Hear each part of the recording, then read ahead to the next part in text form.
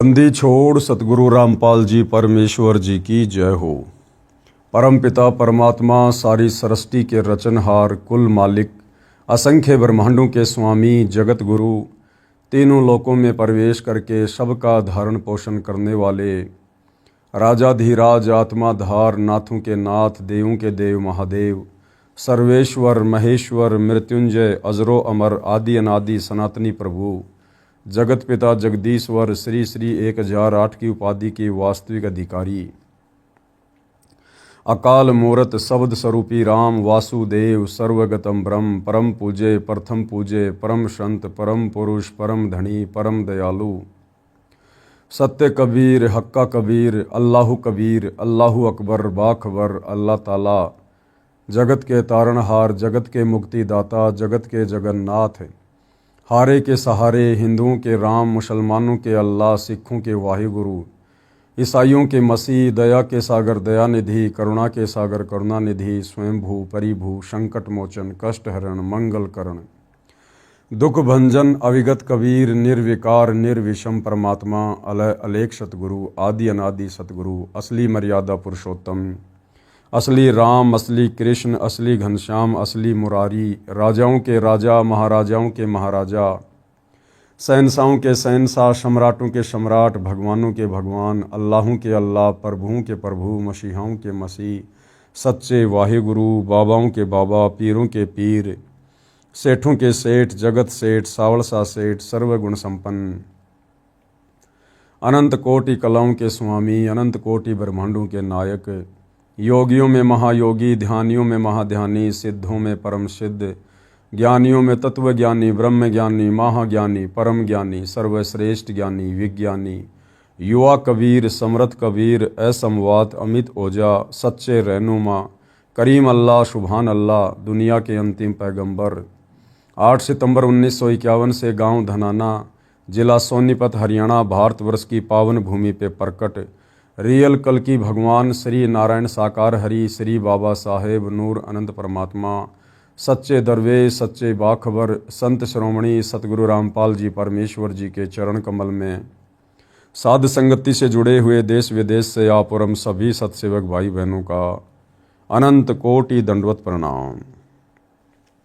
सत्साई भाई और बहनों, बहुत बड़ी मेहर बहुत बड़ी दया पूज्य गुरुदेव भगवान की परमेश्वर रामपाल जी की विशेषकर हिंदू समाज के ऊपर हिंदू समाज में जो भाई बहन परमात्मा प्राप्ति के लिए प्रयत्नशील हैं परंतु वो परमेश्वर तक पहुंच नहीं पा रहे, हमारे अज्ञानी धर्मगुरुओं के द्वारा काल प्रेरणा से जिस प्रकार से शास्त्र विरुद्ध साधना का जाल समाज में फैला रखा है, आत्माएं उस जाल से अंधभक्ति से बाहर निकल नहीं पा रही हैं और ना निकल पाने के कारण सदियों से हमारे पूर्वज भी आज अनेक निकृष्ट योनियों को प्राप्त हैं।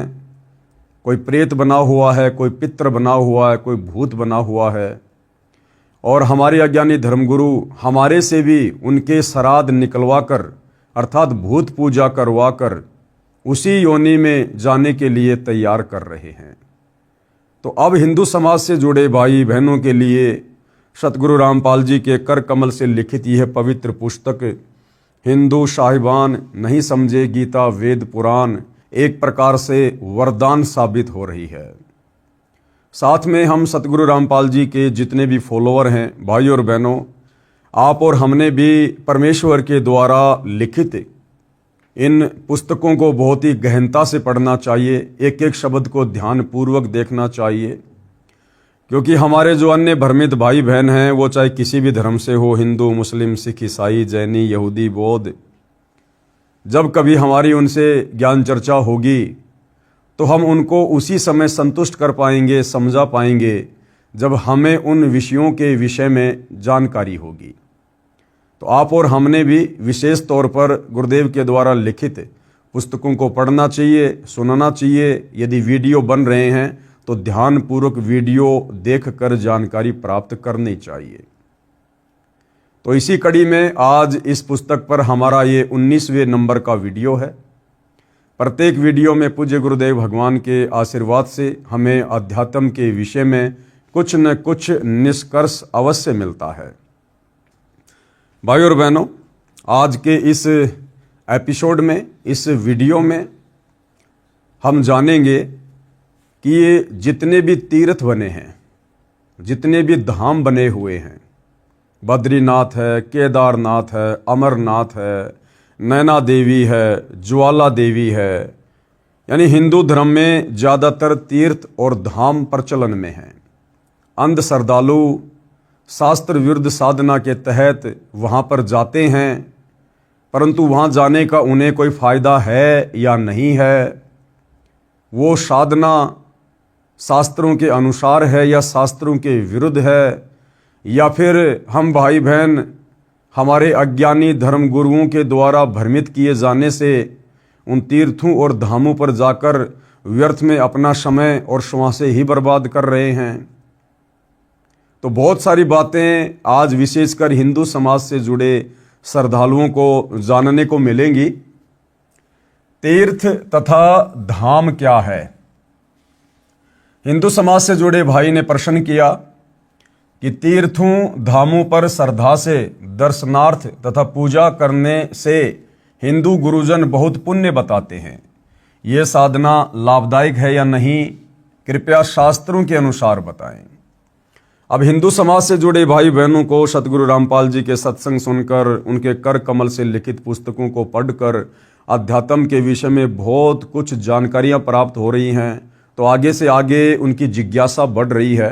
तो इसी जिज्ञासा के अंतर्गत हिंदू भाई ने सवाल किया कि जी ये हिंदू धर्म में विशेषकर जितने भी तीर्थ हैं, धाम हैं, हमारे गुरुजन कहते हैं कि वहाँ जाओगे तो तुम्हें पुण्य प्राप्त होगा, बहुत ज़्यादा लाभ प्राप्त होगा। तो वास्तव में वहाँ जाने से लाभ होगा या नहीं होगा, हमें थोड़ा परमाणु के साथ में समझाइए, जिस प्रकार से आपने पहले की सारी बातें परमाणु सहित बताई है। तो पूज्य गुरुदेव सतगुरु रामपाल जी ने क्या उत्तर दिया? तीर्थ या धाम वे पवित्र स्थान हैं जहां पर या तो किसी महापुरुष का जन्म हुआ था, या निर्वाण मतलब परलोकवास हुआ था, या किसी भगत ने साधना की थी, या कोई अन्य ऋषि या देवी देव की कथा से जुड़ी यादगारें हैं। विचार करें, पवित्र तीर्थ तथा पवित्र धाम तो यादगारें हैं कि यहाँ पर ऐसी घटना घटी थी ताकि उनका प्रमाण बना रहे। अब गुरुदेव भगवान हमें उदाहरण देकर समझा रहे हैं कि किस प्रकार से ये तीर्थ और धाम एक प्रकार से यादगारें हैं। क्या बता रहे हैं गुरुदेव? जैसे अमरनाथ धाम है, उसकी कथा सभी हिंदुओं को ज्ञान है कि उस एकांत स्थान पर श्री शिवजी ने अपनी पत्नी पार्वती जी को नाम दीक्षा दी थी, जिसका देवी जी जाप कर रही है, जिस मंत्र की साधना के प्रभाव से उनको अमरत्व प्राप्त हुआ। यानी अमरनाथ क्यों बना था? अमरनाथ वो जगह है जहां पर देवी पार्वती जी के पति श्री शंकर जी ने एकांत स्थान देखकर अपनी पत्नी पार्वती को अमर मंत्र दिए थे, उनको दीक्षा दी थी, और देवी जी को अमरत्व प्राप्त हुआ। अमरत्व का मतलब है जब तक श्री शंकर जी की उम्र है तब तक वो देवी पार्वती भी नहीं मरेगी, और जिस दिन श्री शंकर जी का समय पूरा हो जाएगा, उनका शरीर छूटने का समय होगा, उस वक्त देवी पार्वती का भी शरीर छूटेगा, अर्थात दोनों की मृत्यु होगी। वर्तमान में वह एक यादगार के अतिरिक्त कुछ भी नहीं है। अब वो जो अमरनाथ धाम है, अमरनाथ जगह है, वो केवल एक यादगार है, ताकि आने वाले समय में कोई इन बातों को, इन कथाओं को झुठला ना दे कि नहीं नहीं जी किसने देखा था, ऐसा नहीं हुआ, ये तो सब कहा सुनी बातें हैं। तो वहां पर जाकर उनको बताया जा सकता है कि देखो जी, सदियों से ये जो यादगार है, ये इसी बात का प्रमाण है कि यहां पर शंकर जी ने पार्वती जी को अमर मंत्र दिया था। वह प्रमाण है कि यहां पर वास्तव में देवी जी को श्री शिव भगवान ने अमर होने का मंत्र दिया था। यदि किसी को विश्वास नहीं हो रहा हो तो वहां जाकर देखकर भ्रम मिटा सकता है, परंतु कोई ये कहे कि उस स्थान के दर्शन करने तथा वहां दान धर्म करने से मुक्ति मिलेगी या भक्ति लाभ होगा, ऐसा कुछ भी नहीं है। अगर उस जगह पर बैठकर ही यदि हमें मुक्ति मिले, हमें लाभ मिले, तो फिर भगवान शंकर और पार्वती दोनों आजीवन वहीं बैठे रहते। उस स्थान को तो केवल श्री शंकर जी ने इतने समय के लिए चुना था ताकि देवी जी को मैं बोलकर वो अमर मंत्र सुना दूं, ताकि उन मंत्रों को कोई और ना सुन सके। इसलिए एकांत जगह देखकर वहां केवल देवी जी को मंत्र दिए गए थे। अब उस अमरनाथ स्थान पर जाने से, वहां पर बसने से, वहां पर दान धर्म करने से, वहां पर भंडारा करने से किसी प्रकार का कोई लाभ साधक को नहीं होने वाला है, क्योंकि उस अमरनाथ से मंत्र लेकर देवी पार्वती ने भी उन मंत्रों का जाप अपने घर पर ही किया था, ना कि उस अमरनाथ वाली जगह पर बैठकर। तो हमारे वहां जाने से हमें भी किसी प्रकार का कोई लाभ नहीं मिलना है। रही बात दान धर्म करने की, आप कहीं पर भी धर्म का कार्य करो, आपको उसका फल मिलेगा, क्योंकि वह आपको शुभ कर्मों में परमात्मा उसी समय लिख देता है। देखो, हम कोई भी अच्छा कार्य कहीं भी करेंगे तो परमात्मा से कुछ भी छुपा हुआ नहीं है। परमात्मा हमारे उस पुण्य वाले अकाउंट में उसको लिख देगा। जैसे गुरुदेव हमें उदाहरण देकर बताते हैं कि जिस प्रकार कोई भी व्यक्ति कोई गलत कार्य करता है, किसी की हत्या करता है, और हत्या वो चाहे किसी भी एकांत जगह पर जाकर कर दे, परमात्मा ने वो सब देख लिया है और उसके बैड अकाउंट में, उसके पाप कर्मों में वो दोष लिख दिया है। तो इसी प्रकार शुभ कार्य, अच्छा कार्य, अच्छी भक्ति, शुभ भक्ति, सत भक्ति हम कहीं भी बैठकर करें, हमारा उसका जो लाभ है, जो परिणाम है, वो परमेश्वर हमारे खाते में लिख देता है। जैसे कोई व्यक्ति एकांत स्थान पर कोई हत्या या अन्य अपराध करता है तो उसके अशुभ कर्मों में लिखा जाता है, उसका फल उसे अवश्य मिलता है। इसलिए पुण्य का कार्य कहीं पर भी करो, उसका फल तो मिलेगा। पुण्य करने के लिए दूर स्थान तीर्थ पर जाना बुद्धिमता नहीं है। यही प्रश्न एक समय जिंदा साधु के रूप में मथुरा में प्रकट परमेश्वर कबीर जी से एक तीर्थ यात्री श्री धर्मदास सेठ द्वारा किया गया था, जो मथुरा तीर्थ पर स्नानार्थ तथा दान धर्म करने के लिए अपने गुरु रूपदास वैष्णव के बताए भक्ति कर्म को करने बांधवगढ़ नामक नगर, जो कि मध्य प्रदेश है, वहां से आया था। परमात्मा ने उसे समझाया था कि यहाँ मथुरा वृंदावन में वर्तमान में श्री कृष्ण जी नहीं है, और विचार कर कि जब श्री कृष्ण जी ही इस स्थान को त्याग कर हजारों किलोमीटर दूर द्वारिका में सपरिवार तथा सर्व यादुओं को लेकर चले गए थे, तो इस स्थान का महत्व ही क्या रह गया। यह तो एक यादगार है, यादगार। यानी भोले श्रद्धालु मथुरा जाते हैं, वृंदावन जाते हैं कि वहां जाने से, स्नान करने से, भक्ति करने से हमें लाभ होगा, पुण्य होगा, बरकत मिलेगी, घर में सुख होगा।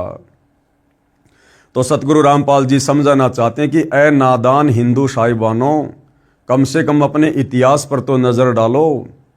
उस मथुरापुरी को जहां पर जाकर आप जी लाभ प्राप्त करने की चेष्टा कर रहे हो, अंत के दिनों में श्री कृष्ण जी ने दुखी होकर उस मथुरापुरी को त्याग दिया था और वहां से हजारों किलोमीटर दूर द्वारिका में जाकर रहने लगे थे। अपने जीवन के अंतिम दिन श्री कृष्ण जी ने द्वारिका में बिताए थे। अब बताओ, जिस मथुरा को श्री कृष्ण जी ने ही त्याग दिया था, अब वहां पर जाकर स्नान करने से, दान धर्म करने से या अन्य कोई धार्मिक क्रिया करने से भला तुम्हें कैसे लाभ होगा? नहीं हो सकता। ये तो एक यादगार है कि कभी श्री कृष्ण जी ने कुछ समय यहां बिताया था। कंस, केसी तथा चाणूर अन्यायियों को मारा था।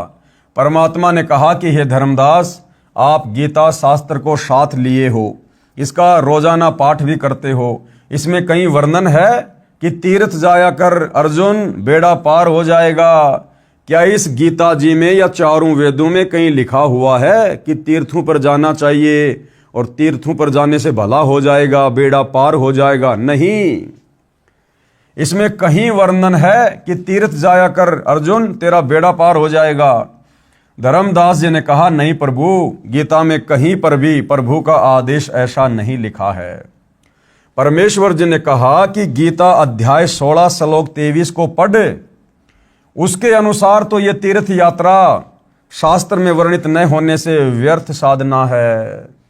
क्योंकि गीता अध्याय 8 श्लोक नंबर 13 में ये काल ब्रह्म केवल एक ओम नाम की साधना करने का आदेश साधक को दे रहा है कि भैया मेरा तो केवल एक ओम नाम का जाप है, और जो शरीर छूटने तक, अंतिम श्वास तक इस मंत्र का जाप करता है वो मेरी वाली परम गति को प्राप्त करता है। और इस ब्रह्म से मिलने वाली परम गति क्या है? इसके ब्रह्म लोक में साधक चला जाता है, और ब्रह्म लोक पर्यंत सारे लोग पुनरावर्ती में हैं। यानी इस ब्रह्म, इस काल के ब्रह्म लोक में जो कि ये गीता जी का ज्ञान दे रहा है, श्री कृष्ण जी के शरीर में प्रवेश करके ये ब्रह्म लोक में रहता है। और इसके ब्रह्म लोक में गया हुआ साधक भी अपनी भक्ति कमाई को खर्च करके पुनः संसार में लौटकर आता है, अन्य सभी योनियों को प्राप्त करता है, नरक में भी जाता है, 84 लाख योनियों में भी जाता है। उसके बाद यही काल ब्रह्म गीता अध्याय 15 श्लोक नंबर 17 में अपने से अन्य किसी सर्वश्रेष्ठ परमात्मा की भक्ति साधना करने की सलाह दे रहा है कि उत्तम पुरुष तु अन्य परमात्मा इति उद्धारते, कि सर्वश्रेष्ठ परमात्मा तो वो है जो तीनों लोकों में प्रवेश करके सबका धारण पोषण करता है, और अर्जुन उसी की भक्ति करनी चाहिए। अपने तमाम धार्मिक अनुष्ठानों में उसी को इष्ट मानकर भक्ति करनी चाहिए। गीता जी में किसी तीर्थ पर जाना, किसी धाम पर जाना, या किसी मेले में जाना, किसी बाबा जी की समाधि पे जाना, ऐसा कुछ भी कहीं भी कोई आदेश नहीं है। तो गीता जी के अध्याय 16 श्लोक नंबर 23 के अनुसार ये शास्त्र विधि को त्याग कर मनमाना आचरण होने के कारण साधक को इस प्रकार की साधनाओं से किसी प्रकार का कोई लाभ नहीं मिलता है। यदि आपके ज्ञानहीन गुरुओं की माने कि तीर्थ पर जाने से पुण्य लगता है, फिर पुण्य तो एक लगा और पाप लगे करोड़ों अरबों। परमात्मा धर्मदास जी को समझा रहे हैं कि धर्मदास, मान लो आपके उन तत्व ज्ञानहीन गुरुओं ने, जिनको स्वयं शास्त्रों का ज्ञान नहीं, भक्ति का ज्ञान नहीं, और उन्होंने कहा सुनी बातों के आधार से आपको कह दिया कि धर्मदास आप मथुरा जाओ और आपको पुण्य मिलेगा। तो धर्मदास विचार कर, तू जहां से चलकर आया है तकरीबन 500-700 किलोमीटर से इस तीर्थ पर नहाने के लिए मथुरा में, तो तेरे को पुण्य मिलेगा एक, लेकिन इस पुण्य को करने के चक्कर में तूने पाप कर दिए अरबों खरबों। धर्मदास ने कहा कि भगवान वो कैसे? तो परमात्मा ने बताया कि भाई तू बांधवगढ़ से आया है पैदल, और बांधवगढ़ से मथुरा की दूरी कम से कम 700-800 किलोमीटर है, और नादान तूने अपने पैरों के नीचे कितने कीड़ी मकोड़े, सूक्ष्म जीव, चींटियां तूने कितने मार दिए होंगे? बोला जी गिनती नहीं है, क्योंकि परमात्मा की वाणी है, भाई पृथ्वी ऊपर पग जो धारे, करोड़ जीव एक दिन में मारे। एक व्यक्ति जो सुबह अपनी रोजी रोटी के लिए घर से बाहर निकलता है, चाहे पैदल जाता है, चाहे साइकिल पर, चाहे मोटरसाइकिल पर, चाहे बस में, चाहे खुद की कार में, और शाम को अपना काम धंधा करके जब वो वापस घर पर लौटता है, वो व्यक्ति करोड़ों जीवों की हत्या करता है, करोड़ों जीवों की। उसकी गाड़ी की टक्कर से कितने सूक्ष्म जीव मर जाते हैं, उसकी गाड़ी के टायरों के नीचे कितने कीड़े मकोड़े मर जाते हैं। तो एक व्यक्ति रोजाना करोड़ों जीवों की हत्या करता है। तो इस काल के विधान अनुसार वो करोड़ों पाप कर्म भी उसी जीव के बैड अकाउंट में लिख दिए जाते हैं, उसके अशुभ कर्मों में लिख दिए जाते हैं। तो परमात्मा ने धर्मदास जी को बताया कि नादान, तुम्हारे भ्रमित धर्म गुरुओं ने तुम्हें इस प्रकार से शास्त्र विरुद्ध साधना पर लगाकर तुम्हें पाप का भागी बना रखा है। तेरे को बांधवगढ़ से मथुरा आने का पुण्य तो केवल एक मिलेगा, अगर तुम मानता है तो। वैसे तो पुण्य मिलेगा नहीं, क्योंकि जो आपकी ये साधना है ये शास्त्र विरुद्ध है। लेकिन फिर भी चलो आपके गुरुओं की बात बड़ी करते हैं, तुझे यहाँ आकर स्नान करने का एक पुण्य मिला, लेकिन तूने पाप कितने कमा लिए। तूने पाप कर्मों की तो मालगाड़ी भर ली जो तेरे से कभी भी उतरने में नहीं आएगी। तो धर्मदास जी सहम गए और परमात्मा जी से आगे आगे और जानने की इच्छा व्यक्त की। फिर पुण्य तो एक लगा और पाप लगे करोड़ों अरबों खरबों। ये सुनकर सेठ धर्मदास अंधश्रद्धा भक्ति करने वाला कांप गया और उसका गला सूख गया। बोला कि हे जिंदा, इतने पाप कैसे लगे, कृपया समझाइए। तो परमेश्वर कबीर जी यानी जिंदा वेशधारी प्रभु यानी जिंदा महात्मा की वेश में परमात्मा धर्मदास जी को मिले थे।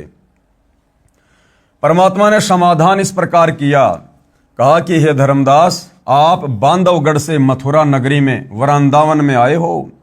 बांधवगढ़ यहां से लगभग 250 कोस लगभग 750 किलोमीटर है। वहां से यहां तक पैरों चलकर आने से आपके द्वारा अनेकों जीव हिंसा हो गई। आपने इस मथुरा तीर्थ के जल में स्नान किया।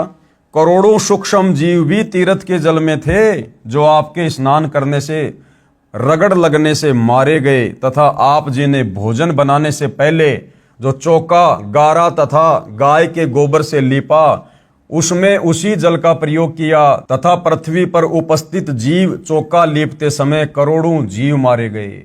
ये सब पाप आपको लगे। आप बताओ कि आप लाभ का सौदा कर रहे हो या घाटे का। धर्मदास जी के मुख से कोई बात नहीं निकली, उत्तर नहीं आया, क्योंकि वह भय के कारण स्तब्ध हो गया था। कुछ क्षण के पश्चात परमात्मा जिंदा वेशधारी के चरणों में गिर गया तथा यथार्थ शास्त्रोक्त भक्ति बताने की याचना की कि हे परमात्मा, मुझे सत्य भक्ति साधना बताओ जो शास्त्रों के अनुसार है। मैं तो बड़ा पाप का भागी बन रहा हूं।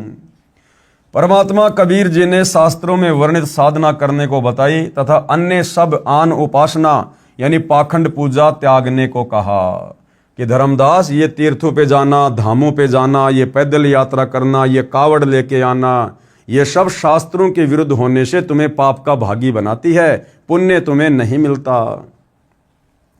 धर्मदास जी विवेकी थे, बुद्धिमान थे, ज्ञानवान थे। ढेर सारे प्रश्न उत्तर करके समझ गए, अपने कल्याण का मार्ग जान लिया और अपनी पत्नी को समझाकर सतगुरु कबीर जी से दीक्षा दिलाकर अपना तथा अपने परिवार को शास्त्रोक्त यानी शास्त्रों के अनुसार साधना पर लगाया और भक्ति का पूर्ण लाभ प्राप्त किया। धर्मदास जी को परमेश्वर कबीर जी एक साधु यानी जिंदा बाबा के वेश में मिले थे जो तीर्थों पर भ्रमण कर रहा था तथा सब देवी देवताओं की पूजा किया करता था। कौन? धर्मदास जी। उसे परमेश्वर कबीर जी ने समझाया कि हे धर्मदास, तेरी साधना गलत है। धर्मदास जी ने अनेकों शंकाओं का समाधान जाना, उनमें से एक ये भी थी। अब धर्मदास जी ने परमात्मा से फिर आगे और क्या जानना चाहा अध्यात्म के विषय में, अपनी शंकाओं का समाधान करवाते हुए। वैष्णो देवी, नैना देवी, ज्वाला देवी तथा अन्नपूर्णा देवी के मंदिर की स्थापना। तो धर्मदास जी ने सवाल किया कि वैष्णो देवी, नैना देवी, ज्वाला देवी तथा अन्नपूर्णा देवी आदि पवित्र स्थानों पर अनेकों हिंदू जाते हैं, क्या वहां जाने से भी भक्ति लाभ नहीं है? कि हे परमात्मा, हमारे हिंदू समाज में तो लोग इन तीर्थों पर बिल्कुल अंधे होके जाते हैं, क्या वहां जाने से भी कोई लाभ नहीं है? तो परमेश्वर जी ने क्या उत्तर दिया? उत्तर कबीर जी जिंदा महात्मा का, हे धर्मदास, अभी बताया था कि तीर्थ धामों पर जाने से क्या लाभ हानि होती है, फिर भी सुन। पूरा हिंदू समाज जानता है कि ये पवित्र धर्म स्थान कैसे बने। आप अनजान मत बनो। यानी ये कथाएं तो भाई सबने सुन रखी हैं कि इन तीर्थों की स्थापना कैसे हुई, इन धामों की स्थापना कैसे हुई, हमारे पुराणों में लिखा हुआ है। हमारे धर्मगुरु इन कथाओं में हमें यही तो सब कुछ बताते आ रहे हैं, लेकिन विचार ना उन धर्मगुरुओं ने किया और ना सुनने वाले श्रद्धालुओं ने किया। आप अनजान मत बनो। जिस समय दक्ष पुत्री सती जी अपने पति श्री शिव जी से रूठकर पिता दक्ष जी के पास अपने घर आई, राजा दक्ष ने सती जी का अनादर किया, क्योंकि सती जी ने यानी पार्वती जी ने अपने पिता राजा दक्ष की आज्ञा ना मानकर और शंकर जी को अपने पति के रूप में चुन लिया था। यानी शंकर जी और सती जी ने लव मैरिज की थी और सती जी शंकर जी के साथ में चली गई थी। उसके बाद में एक घटना घटती है, जिस समय विष्णु अवतार श्री रामचंद्र जी को 14 वर्ष का वनवास प्राप्त था और वनवास के दौरान लंका का राजा रावण सीता जी का अपहरण करके ले गया। उधर से श्री रामचंद्र जी अपनी पत्नी वियोग में रो रहे थे, बिलख रहे थे, पेड़ों से लिपट लिपट कर पूछ रहे थे मेरी सीता कहाँ है। जंगली जानवरों से, हिरणों से लिपट लिपट कर पूछ रहे थे मेरी सीता कहाँ है, मेरी सीता कहाँ है। उसी दौरान भाइयों और बहनों, ऊपर से श्री शंकर जी और सती जी दोनों जा रहे थे और श्री रामचंद्र जी को इस प्रकार विलाप करते हुए देखकर सती ने श्री शंकर जी से पूछा कि हे महादेव, ये व्यक्ति कौन है और इस प्रकार से क्यों विलाप कर रहा है, इसको क्या तकलीफ है। तो शंकर जी ने कहा कि देवी, ये भगवान विष्णु है जो रामचंद्र रूप में नारद जी का श्राप भोगने के लिए आए हुए हैं। इनको 14 साल का वनवास मिला था और इनकी पत्नी को लंका के राजा रावण ने छल से हर लिया है और ये अपनी पत्नी के वियोग में इस प्रकार से रो रहे हैं। तो सती को ये बातें सुनकर विश्वास नहीं हुआ और सती ने कहा कि मैं नहीं मानती कि भगवान भी इस प्रकार से रोते होंगे, विलाप करते होंगे आम प्राणी की तरह। तो शंकर जी ने बहुत समझाया कि देख, ये इनकी अपनी कोई लीला है, आप नहीं समझ पाओगी। लेकिन सती ने कहा कि मैं तो इसकी परीक्षा लूंगी, मैं तो सीता जी का रूप बनाकर जाऊंगी और इसकी परीक्षा लूंगी। अगर इन्होंने मुझे पहचान लिया सीता जी के रूप में तो मैं मान जाऊंगी कि ये भगवान विष्णु है, अन्यथा नहीं। तो शंकर जी ने कहा कि तू ये गलती मत कर देना। देख, भगवान विष्णु मेरा बड़ा भाई है और उस नाते श्री रामचंद्र जी की पत्नी सीता वो मेरी भाभी है, मेरी माँ समान है वो। और अगर तूने मेरी माँ का रूप बना लिया, मेरी भाभी का रूप बना लिया सीता का, फिर तू मेरे योग्य नहीं रहेगी, मैं तुझे पत्नी रूप में स्वीकार नहीं करूंगा। तो उस समय तो सती जी ने कह दिया कि ठीक है जी, नहीं लूंगी परीक्षा। लेकिन मन में वही बात, काल प्रेरणा, ये काल इसी प्रकार से घर घर में झगड़े रखवाता है, चाहे आप और हमारे घर में हो, चाहे ब्रह्मा विष्णु महेश के घर में हो। दोनों चले जाते हैं। श्री शंकर जी अपने कार्य के लिए अपने कार्य स्थल पर चले गए। पीछे से सती जी के मन में काल ने फिर से प्रेरणा उठाई कि उसकी परीक्षा लेनी चाहिए, शंकर जी को क्या पता चलेगा। और पार्वती जी यानी सती जी सीता जी का रूप धारण करके जंगल में रोते बिलखते श्री रामचंद्र जी के सामने जाकर उपस्थित हो जाती है।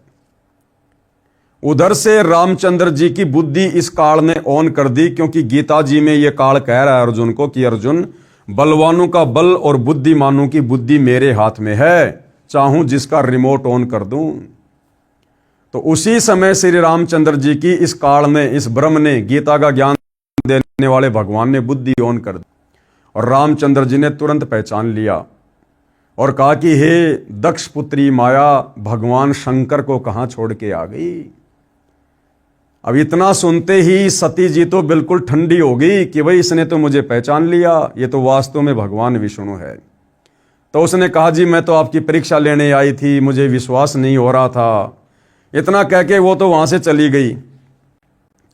अब उधर से भाइयों और बहनों, इस काल ने शंकर जी के मन में प्रेरणा कर दी कि तेरी पत्नी तेरी आज्ञा के विरुद्ध सीता का रूप बनाकर श्री रामचंद्र जी की परीक्षा लेके आई है। शाम को आते ही श्री शंकर जी ने पार्वती जी से पूछा कि आप गई? उसने मना कर दिया जी मैं नहीं गई। शंकर जी ने और थोड़ा सा दबाव दिया तो उसने कहा जी हाँ मैं गई थी, सीता का रूप बना के परीक्षा लेके आई थी और आप जी बिल्कुल सही कह रहे थे, वो तो विष्णु जी के अवतार रामचंद्र जी हैं, उन्होंने मुझे तुरंत पहचान लिया। उसके बाद श्री शंकर जी ने पार्वती जी से नाराज होकर पति पत्नी संबंध बनाने छोड़ दिए कि तूने मेरी माँ का रूप बनाया है, मैं तुझे अब इस शरीर में बिल्कुल भी स्वीकार नहीं करूंगा। काफी दिन हो गए, शंकर जी ने शारीरिक संबंध नहीं बनाए, पति पत्नी व्यवहार नहीं किया, बात भी नहीं करते थे। इस बात से दुखी होकर सती जी ने सोचा कि पति है थोड़ा नाराज है, चलो कुछ दिन मैं माता पिता के घर होकर आती हूं। ये सोचकर अपने पिता दक्ष के घर पर चली गई। उधर राजा दक्ष ने एक हवन यज्ञ शुरू करवा रखा था। कौन सा हवन यज्ञ? शास्त्र विधि को त्याग कर मनमाना आचरण। बड़ा सा जमीन में गड्ढा खोदकर लकड़ियां डालकर ऊपर से पंडित लोग घी के लोटे डाल रहे थे, स्वाहा स्वाहा, जिसको हम हवन कहते हैं। इस प्रकार से हवन यज्ञ का विधान ना गीता जी में है ना चारों वेदों में है। तो वहां पर हवन यज्ञ चल रहा था और वहां जाकर सती जी ने देखा कि मेरे पिताजी ने मेरी सभी बहनों के पतियों का भाग निकाल रखा है, सबके बैठने के लिए व्यवस्था कर रखी है, परंतु मेरे पति शंकर जी का कहीं कोई हिस्सा नहीं है। उसने अपने पिता दक्ष से पूछा तो दक्ष ने कहा कि पहले ये बता, तेरे को यहां पर बुलाया किसने, तू आई क्यों यहां पर? यह बात सुनकर सती नाराज हो जाती है और उसने नाराजगी जाहिर करते हुए काल प्रेरणा से ये सोचकर कि उधर से मेरा पति नाराज है, वो मुझे स्वीकार नहीं कर रहा, इधर से मेरा पिता भी सीधे मुंह मेरे से बात नहीं कर रहा, तो काल प्रेरणा से दुखी मन से सती ने उसी हवन कुंड में छलांग लगा दी और जल कर मर गई। अब ये सूचना प्राप्त करके शंकर जी बड़े क्रोधित हुए और उन्होंने एक शक्ति प्रकट की जिसको कालभद्र कहते हैं, और बहुत सारी सेना देकर उसको भेज दिया कि राजा दक्ष की गर्दन काट दो। अब भाई और बहनों, वहां पर कालभद्र चला जाता है और वहां पर नरसंहार करता है, राजा दक्ष का भी शीश काट देता है। बाद में देवी देवताओं की प्रार्थना पर फिर बकरे का मुंह राजा दक्ष को लगाया जाता है और उधर से शंकर जी भी वहां चले जाते हैं और शंकर जी अपनी पत्नी पार्वती को, जो कि हवन कुंड में छलांग लगाकर जल गई थी, वो जितना भी उसका शरीर बचा हुआ था, अध जला था, उसको लेकर हजारों वर्षों तक अपनी पत्नी के मोह में, प्रेम में रोते रहे, बिलखते रहे, चिल्लाते रहे, उस कंकाल को अपनी पत्नी मानकर। क्योंकि भाई और बहनों, ये त्रिगुणमयी माया है। गीता ज्ञानदाता ने अध्याय 7 श्लोक नंबर 12 में ब्रह्मा विष्णु महेश को त्रिगुणमयी माया का नाम दिया है। ये तीनों देवता एक एक गुण से युक्त हैं। श्री ब्रह्मा जी रजोगुण से युक्त हैं, विष्णु जी सतोगुण से युक्त हैं, शंकर जी तमोगुण से युक्त हैं, और साथ में अन्य माया भी इनके ऊपर इसी प्रकार से छाई रहती है। यानी श्री ब्रह्मा जी खुद तो रजोगुण से युक्त हैं ही हैं, साथ में विष्णु के सतोगुण और शंकर जी के तमोगुण से भी युक्त हैं। इसी प्रकार विष्णु जी में खुद का तो सतोगुण है ही है, साथ में ब्रह्मा जी का रजोगुण और शंकर जी का तमोगुण भी उनमें समाया हुआ है। ठीक इसी प्रकार श्री शंकर जी खुद तो तमोगुणी हैं ही हैं, साथ में ब्रह्मा जी का रजोगुण और विष्णु जी का सतोगुण भी उनमें पैरेलल है, बराबर है, और ये भी तीनों गुणों के प्रभाव से प्रभावित रहते हैं। तो श्री शंकर जी ने इस प्रकार से मोह में अपनी पत्नी के अध जले शरीर को अपने सीने से चिपकाकर, और पुराण में लिखा है 10,000 वर्षों तक वो घूमते रहे, रोते रहे, हाय सती हाय सती हाय सती। जिस प्रकार बंदरिया का बच्चा मर जाता है और बंदरिया अपने पुत्र मोह में, संतान मोह में उस मरे हुए बच्चे को छाती से लिपटा कर घूमती रहती है, यही हाल भगवान शंकर का हो गया। अब भाइयों और बहनों, काफी समय बाद में जब देवी देवताओं ने देखा भैया ऐसे तो बात नहीं बनेगी, तो काल प्रेरणा से फिर भगवान विष्णु को प्रेरित किया गया कि किसी भी प्रकार से इसके शरीर से चिपटी हुई सती जी की जो देह है, जो कंकाल है, इसको शंकर जी से दूर किया जाए। तो काल ने प्रेरणा की विष्णु जी में, और उधर से भाइयों और बहनों, काल के हर कार्य में, क्योंकि काल हर कार्य करता है इस भक्ति के विधान को बिगाड़ने के लिए, लेकिन परमात्मा कबीर देव परम अक्षर ब्रह्म उसी काल के कार्यों के माध्यम से उस भक्ति के विधान को संवारने का कार्य भी करते हैं। तो परमेश्वर कबीर जी की प्रेरणा कह लीजिए या फिर काल की प्रेरणा कह लीजिए, विष्णु जी ने अपने सुदर्शन चक्कर से सती के कंकाल के अनेकों टुकड़े किए और उसके शरीर के जो जो टुकड़े जहां जहां जाकर गिरे वहां पर तीर्थों की स्थापना हो गई, वहां पर धाम पूजा शुरू हो गई। अब भाइयों और बहनों, परमात्मा कबीर जी ने ये प्रेरणा इसलिए की ताकि आने वाले समय में ये घटनाएं घटित हुई थी, कोई इनको झुटला ना दे। और जिस समय ये घटना घटित हुई थी सती वाली, दक्ष वाली, उस समय भाइयों और बहनों भक्ति युग नहीं था, वो मोक्ष का प्राइम टाइम नहीं था। मोक्ष का प्राइम टाइम तो ये वक्त है जिसमें आज और हम पैदा हैं, कलयुग की बिचली पीढ़ी। तो परमात्मा ने हम आत्माओं को किसी न किसी तरह से, भले वो शास्त्र विरुद्ध साधनाएं थी, आप और हमें भक्ति से जोड़ के रखना था, आप और हमें भक्ति भाव से, धार्मिकता से जोड़ के रखना था, अन्यथा हम नास्तिक हो जाते, नास्तिक। और आज जब परमेश्वर पृथ्वी पर प्रकट हैं तो हम उनकी एक भी बात ना मानते, एक भी बात। तो इसके बहुत सारे रीजन होते हैं, समय आने पर हम सबको धीरे धीरे समझ में आने लगते हैं।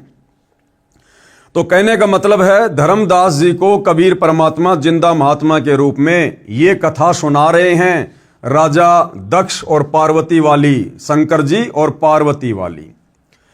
तो राजा दक्ष ने सती जी का अनादर किया। राजा दक्ष उस समय यज्ञ कर रहे थे, बहुत बड़े हवन कुंड में हवन यज्ञ चल रहा था।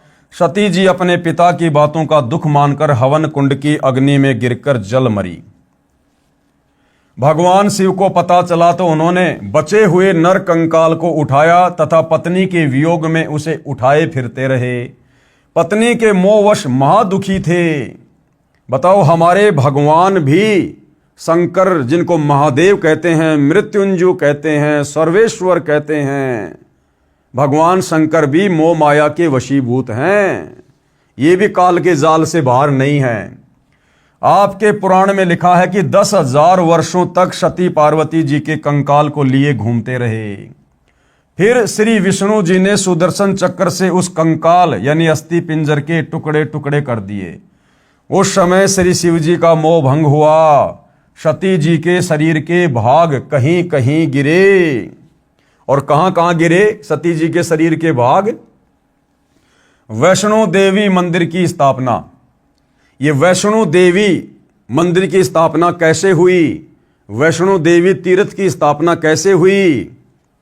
जहां पर देवी का धड़ वाला भाग गिरा, यानी श्री विष्णु जी ने जब सती जी के कंकाल को अपने सुदर्शन चक्र से काटा, तो जहां पर सती जी का जो धड़ वाला हिस्सा है, छाती वाला, जहां वो भाग गिरा पृथ्वी पर, वहां पर यादगार बनाए रखने के लिए श्रद्धालुओं ने धड़ को श्रद्धा के साथ पृथ्वी में दफनाकर उसके ऊपर एक छोटी सी मंदिर नुमा यादगार बना दी।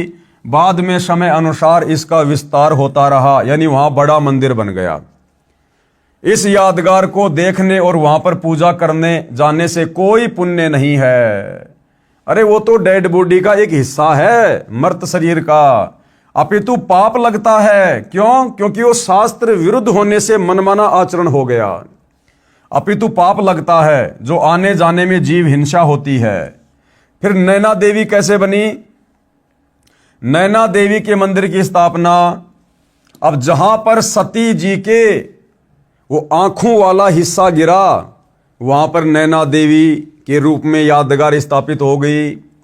जिस स्थान पर सती पार्वती जी की आंखों वाला शरीर का भाग गिरा, वहां पर भी उसी प्रकार जमीन में दफना कर मंदिर बना दिया ताकि घटना का प्रमाण रहे, कोई पुराण कथा को गलत न बताए। फिर ज्वाला जी की स्थापना कैसे हुई? जिस स्थान पर कांगड़ा जिले हिमाचल प्रदेश में देवी जी की अधजली जीभ वाला भाग गिरा, उसको श्रद्धा से उस स्थान पर पृथ्वी में उस जीभ को श्रद्धा से दबाकर यादगार रूप में छोटा मंदिर बना दिया। बाद में बहुत बड़ा मंदिर बनाया गया, वह ज्वाला देवी जी का मंदिर है। इस प्रकार से इन मंदिरों की, इन तीर्थों की स्थापना हुई है। और अन्नपूर्णा देवी मंदिर की स्थापना कैसे हुई? जिस स्थान पर सती पार्वती जी के शरीर का नाभि वाला भाग गिरा, उसको श्रद्धा से पृथ्वी में दबाकर उसके ऊपर यादगार रूप में छोटा सा मंदिर बना दिया था। बाद में उसका बहुत विस्तार किया गया और शास्त्र विरुद्ध साधना शुरू कर दी गई। इस प्रकार से ये अन्नपूर्णा देवी मंदिर की स्थापना हुई। अब बताओ वहां पर जाने से क्या लाभ मिलेगा? अब किसी व्यक्ति को शमशान घाट पर ले जाकर दफना दिया जाए या उसको जला दिया जाए और वहां उसकी कोई समाधि बना दी जाए और वहां जाकर कोई पूजा करने लग जाए, वहां कोई पंडित जी बैठ जाए, कोई गुरु जी बैठ जाए, दान दक्षिणा लेने लग जाए और समय आने पर देखा कि भाई यहाँ तो बहुत श्रद्धालु आ रहे हैं, धीरे धीरे मंदिर का विस्तार कर दिया, समाधि को बहुत बड़ा रूप दे दिया और आम आदमी सोचे कि वहां जाने से लाभ मिलेगा क्योंकि वहां तो दुनिया जा रही है। तो भाइयों और बहनों, ये केवल अंधश्रद्धा है, शास्त्र विरुद्ध भक्ति है। वहां जाने का लाभ कोई नहीं, बल्कि वहां आने जाने में जितनी जीव हत्या हम कर रहे हैं वो पाप हमारे अशुभ कर्मों में काल लिख देगा, वो फिर हमें भोगने पड़ेंगे। ये सब प्रमाण रूप हैं, यानी ये सब यादगार हैं और ये यादगारें परमात्मा ने इसलिए बनवाई ताकि आगे चलकर इस वर्तमान कलयुग के समय में जहां व्यक्ति एक तरफ तो वैसे ही भक्ति और भगवान से कोसों दूर बैठा होगा और अगर इस प्रकार की यादगारें ना हो और जब कोई ये कथा सुनाएगा तो कोई भी व्यक्ति उन कथाओं पर विश्वास नहीं करेगा कि भाई तू डींग मार रहा है, ऐसा कोई प्रमाण है तेरे पास में, ऐसी कोई यादगार है वहां पर। इसलिए परमात्मा ने भक्ति को जीवित रखने के लिए, हमारी धार्मिकता को बनाए रखने के लिए, हमें आस्थावान बनाए रखने के लिए इस प्रकार की यादगारें परमपिता परमेश्वर जी ने बनवाई थी। विचार करो, ऐसे स्थानों पर भक्ति व पूजा तथा पुण्य प्राप्त करने के लिए जाना शास्त्र विरुद्ध होने से हानिकारक है, इसलिए यह व्यर्थ है। यदि किसी को पुराणों में लिखी घटना पर विश्वास न हो तो देखने जाओ तो जाओ, लेकिन पुण्य के स्थान पर जीव हिंसा का पाप ही प्राप्त होगा। जो आने जाने के दौरान पैरों या गाड़ी घोड़े के नीचे दबकर मरेंगे, इसी प्रकार अन्य दर्शनीय स्थल आदि आदि जैसे बद्रीनाथ, केदारनाथ, जगन्नाथपुरी, द्वारिकापुरी आदि आदि पर किसी आध्यात्मिक लाभ के लिए जाना अंधश्रद्धा है, भक्ति के अतिरिक्त कुछ भी नहीं है। यानी अंधश्रद्धा भक्ति के अतिरिक्त कुछ भी नहीं है।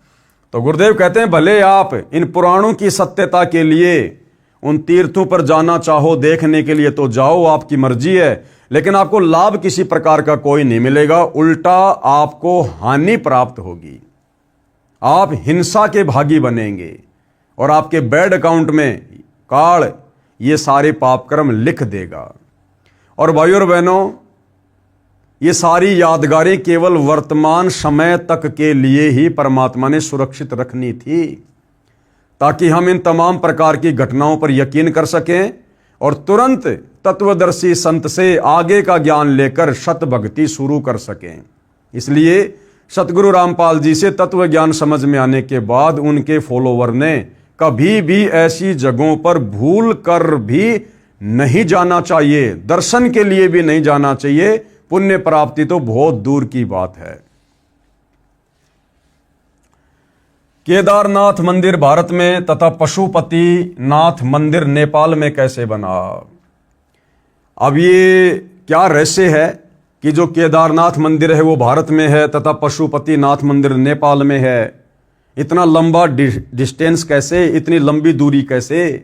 तो इसके लिए भी गुरुदेव भगवान हमें एक कथा सुना रहे हैं कि केदारनाथ मंदिर कैसे बना और नेपाल में पशुपति नाथ मंदिर की स्थापना कैसे हुई।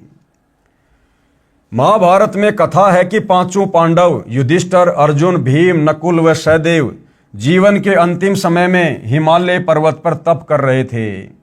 अब बताओ, तप करना ना वेदों में लिखा है ना गीता जी में लिखा है। और भाइयों और बहनों, तप करने के लिए खुद गीता का ज्ञान देने वाला काल भगवान मना कर रहा है। अब बहुत सारे भाई बहन जो ये कहते हैं कि भाई गीता का ज्ञान श्री कृष्ण जी ने बोला है, चलो आपकी बात बड़ी करते हैं, गीता का ज्ञान श्री कृष्ण जी ने बोला है, लेकिन गीता का ज्ञान देते समय श्री कृष्ण जी तो तप करने के लिए मना कर रहे हैं। श्री कृष्ण जी तो कह रहे हैं भैया तप करने वाला मुझे दुखी करता है, तप करने वाला मुझे दुखी करता है। अब यहां पर श्री कृष्ण जी पांडवों को खुद तप करने की सलाह दे रहे हैं कि भैया पांडवों, महाभारत के युद्ध में तुमने जो बंधुघात किया था, जो करोड़ों सैनिक मरवाए हैं, उनका पाप तुम्हारे ऊपर चढ़ा हुआ है। अगर तुम वो पाप धोना चाहते हो तो सारे के सारे पांडव अंतिम समय में हिमालय में जाकर तपस्या करके गल जाओ, समाप्त हो जाओ, शरीर छोड़ दो। तो एक तरफ तो तुम्हारे श्री कृष्ण जी गीता जी में तप करने को मना कर रहे हैं और दूसरी तरफ तुम्हारा वही कृष्ण पांडवों को तप करने की सलाह दे रहा है। तो ये दोगली बात कैसे? तो ये दोगली बात नहीं है। श्री कृष्ण जी को तत्व ज्ञान नहीं था। श्री कृष्ण जी का धार्मिक गुरु दुर्वासा था और दुर्वासा खुद शास्त्र विरुद्ध साधना करता था, घोर तप करता था। और महाभारत में अर्जुन को जो ज्ञान दिया गया था वो श्री कृष्ण जी के शरीर में प्रेत की तरह प्रवेश करके इस काल ब्रह्म ने दिया था। इसके अलावा भाई और बहनों और भी बहुत सारे रहस्य हैं कि वो तप करने से काल दुखी होता है या फिर वो पूर्ण परमात्मा सत्य पुरुष कबीर देव दुखी होता है। खैर ये बातें आपको धीरे धीरे समझ में आएंगे जब आप अध्यात्म में आगे बढ़ेंगे। लेकिन कहने का मतलब ये है, यदि हिंदू श्रद्धालुओं के अनुसार गीता जी का ज्ञान श्री कृष्ण जी ने बोला था, तो भैया श्री कृष्ण जी तो गीता जी में तप करने वालों को ये कह रहे हैं कि उनको तो मैं आसुर योनियों में डालूंगा, नरक में डालूंगा जो तप करते हैं, क्योंकि तप करने वाले शरीर में विराजमान मुझ परमात्मा को भी दुखी करते हैं, वो कृष्ण करते हैं। तो दूसरी तरफ फिर श्री कृष्ण जी पांडवों को तप करने की सलाह क्यों दे रहे हैं? हिमालय में जाकर। अर्थात गीता जी का ज्ञान श्री कृष्ण जी ने नहीं बल्कि श्री कृष्ण जी के शरीर में प्रेत की तरह प्रवेश करके इस काल ब्रह्म ने दिया था। तो ये जो तप करने का विधान है ये शास्त्रों के विरुद्ध है। एक दिन सदाशिव यानी काल ब्रह्म ने दुधारू भैंस का रूप बनाया। जब पांचों पांडव हिमालय क्षेत्र में तप आदि कर रहे थे तो उस समय ये जो काल ब्रह्म है जिसने गीता जी का ज्ञान दिया है, जो ब्रह्मा विष्णु महेश का पिता है, ज्योति निरंजन, जो गुप्त रहता है, अपने काल रूप में किसी को दर्शन नहीं देता, परंतु भ्रमित यही करता है भक्ति और भगवान के नाम पर, साधनाओं के नाम पर। सारी शास्त्र विरुद्ध साधना यही करवाता है आप और हम जीवों को अपने षड्यंत्र में फांसे रखने के लिए, क्योंकि ये नहीं चाहता कि कोई भी प्राणी सत्य साधना करके तत्वदर्शी संत की शरण ग्रहण करके मेरे जाल से बाहर निकल जाए। क्यों? क्योंकि इसको प्रतिदिन 1 लाख स्त्री पुरुष खाने का श्राप लगा हुआ है। इसलिए ये किसी को भी सत्य साधना वाला मार्ग नहीं पता होने देता है। तो जब पांचों पांडव वहां पर थे तो उसी समय इस काल ब्रह्म ने, सदाशिव ने, ज्योति निरंजन ने, ब्रह्मा विष्णु महेश के पिता ने एक दूध वाली भैंस का रूप बनाया और उस क्षेत्र में घूमने लगा। भीम दूध प्राप्ति के मकसद से उसे पकड़ने के लिए दौड़ा तो भैंस पृथ्वी में समाने लगी। भीम ने भैंस का पिछला भाग मजबूती से पकड़ लिया, जो पृथ्वी से बाहर शेष था वह पत्थर का हो गया। जो भैंस का पिछला हिस्सा था वो कुछ देर बाद वो पत्थर का बन गया और बाहर ही रह गया। वह केदारनाथ बना। भैंस के शरीर के अन्य भाग जैसे अगले पैर, पिछले पैर आदि आदि जहां जहां निकले वहां वहां पर अन्य केदार बने। ऐसे ऐसे 7 केदार हिमालय में बने। उस भैंस का सिर वाला भाग काठमांडू में निकला जिसको पशुपति कहा गया। उसके ऊपर मंदिर बना दिया गया। उस भैंस के पिछले भाग पर तथा अन्य अंग जहां जहां निकले उनको केदार नाम देकर यादगार बना दी गई थी कि यह पौराणिक घटना सत्य है, ये साक्षी है। सब मंदिर किसी न किसी कथा के साक्षी हैं, परंतु पूजा करना गलत है।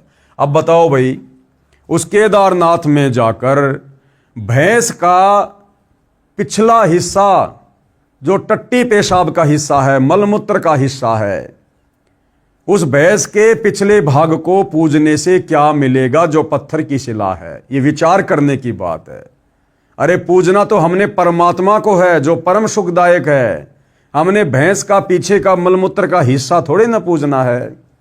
उस पत्थर को वहां जाकर पूजने से अगर लाभ मिलता है तो अपने घर पर जिंदा भैंस का पिछला हिस्सा पूज लो भाई, घर बैठे लाभ हो जाएगा।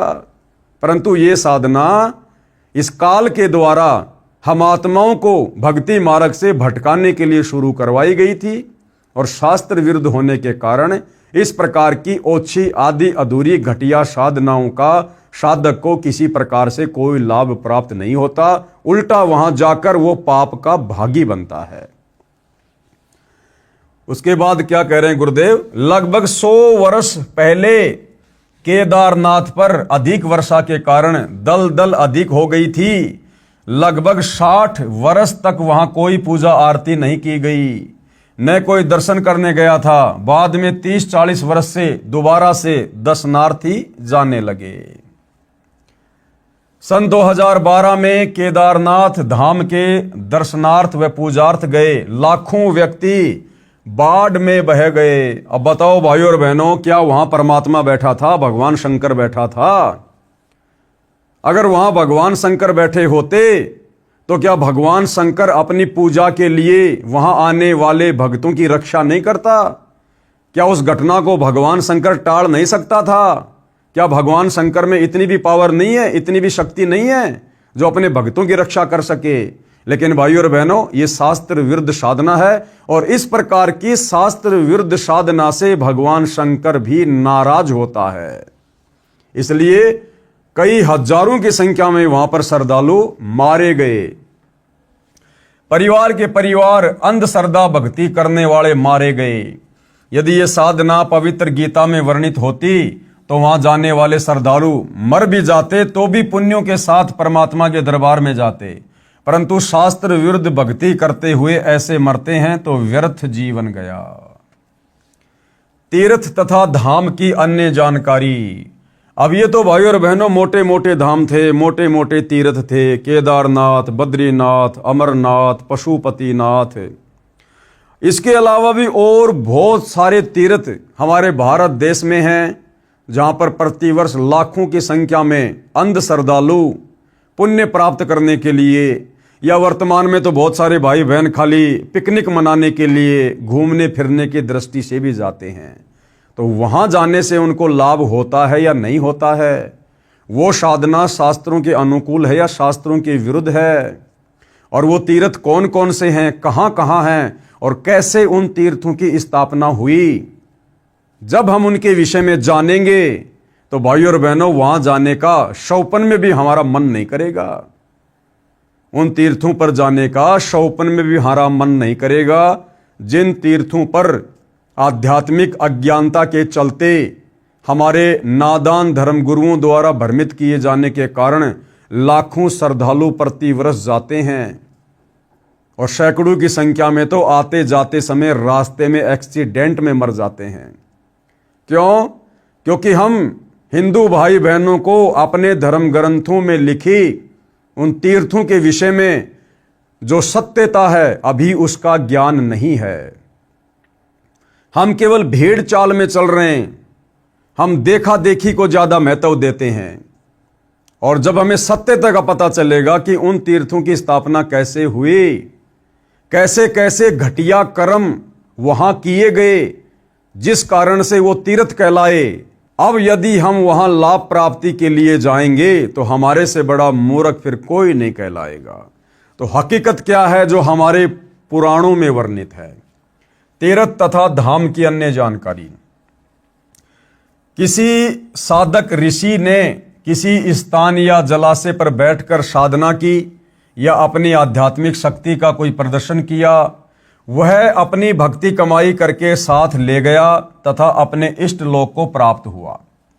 उस साधना स्थल का बाद में तीर्थ या धाम नाम पड़ गया। अब कोई उस जगह को देखने जाए कि यहाँ कोई साधक रहा करता था, कि यहाँ कोई बहुत बड़ा भगत रहा करता था पहले, उसने बहुतों का कल्याण किया। अब न तो वहाँ संत जी है जो उपदेश दे, वह तो अपनी कमाई करके चला गया शरीर छोड़ के। विचार करें, कृपया तीर्थ व धाम को हमाम दस्ता जाने। हमाम दस्ता क्या होता है? एक लोहे का उखड़ होता है, एक छोटा सा लोहे का मूसल होता है और कोई भी चीज उसमें कूटी जाती है, उसको हमाम दस्ता कहते हैं। 1 फुट का लोहे का गोल पात्र लगभग 9 इंच परिधि का उखड़ जैसा होता है तथा 1.5 फुट लंबा तथा 2 इंच परिधि का गोल लोहे का डंडा सा मूसल जैसा होता है, जो सामग्री व दवाइयां आदि कूटने के काम आता है। उसको कहते हैं हमाम दस्ता। एक व्यक्ति अपने पड़ोसी का हमाम दस्ता मांग कर लाया। उसने हवन की सामग्री कूटी तथा मांझ धोकर लौटा दिया। जिस कमरे में हमाम दस्ता रखा था उस कमरे में सुगंध आने लगी। घर के सदस्यों ने देखा कि यह सुगंध कहां से आ रही है, तो पता चला कि हमाम दस्ते से आ रही है। वे समझ गए कि पड़ोसी ले गया था, उसने कोई सुगंध युक्त वस्तु कूटी है। कुछ दिन बाद वह सुगंध भी आनी बंद हो गई। ठीक इसी प्रकार ये तीर्थ हैं भाइयों और बहनों।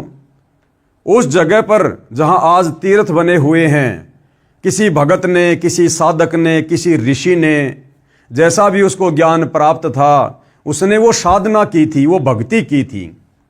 और जब उसका शरीर छूटा तो उसके बाद अपनी भक्ति कमाई को लेकर वो अपने इष्ट के धाम में चला गया, जहां तक कि उसने साधना की थी। अब वो तो अपनी सारी भक्ति कमाई लेकर चला गया। अब वहां जाने से आप और हमें क्या मिलेगा? वहां तो केवल उस हमाम दस्ते की तरह कुछ दिन के लिए वो सुगंध है। हम ही अपने मन में सोच लेते हैं कि हाँ, बड़ा आनंद आया, बड़ी अच्छी जगह है, बड़ा सुंदर वातावरण है, एकांत जगह है। परंतु भाइयों और बहनों, जो मूल वस्तु थी, जिस प्रकार हमाम दस्ते में जड़ी बूटी कूटी, वो तो पड़ोसी ने रख ली और साफ करके वापस लौटा दिया। अब उसके घर में भी 2-4 दिन तो वो सुगंध रही और धीरे धीरे वो भी समाप्त हो गई। तो इन तीर्थों को बने हुए भाइयों और बहनों हजारों वर्ष हो चुके हैं, हजारों वर्ष। और अब तो उन तीर्थों पर वो गंध भी नहीं है, वो सुगंध भी नहीं है, वो भी समाप्त हो चुकी है। तो बोला हमें वहां जाने से क्या लाभ मिलेगा? मतलब टोटल देखा देखी हो रही है, देखा देखी। कुछ दिन बाद वह सुगंध भी आनी बंद हो गई। इसी प्रकार तीर्थ व धाम को एक हमाम दस्ता जानो। जैसे सामग्री कूटने वाले ने अपनी सर्व वस्तु पहुंच कर रख ली, खाली हमाम दस्ता लौटा दिया। अब कोई उस हमाम दस्ते को सूंघ कर ही कृतार्थ माने तो नादानी है। उसको भी सामग्री लानी पड़ेगी, तब पूर्ण लाभ होगा। ठीक इसी प्रकार किसी धाम व तीर्थ पर रहने वाला वो पवित्र आत्मा तो राम नाम की सामग्री कूटकर यानी भक्ति करके झाड़ पहुंचकर अपनी सारी भक्ति साधना की कमाई को साथ ले गया।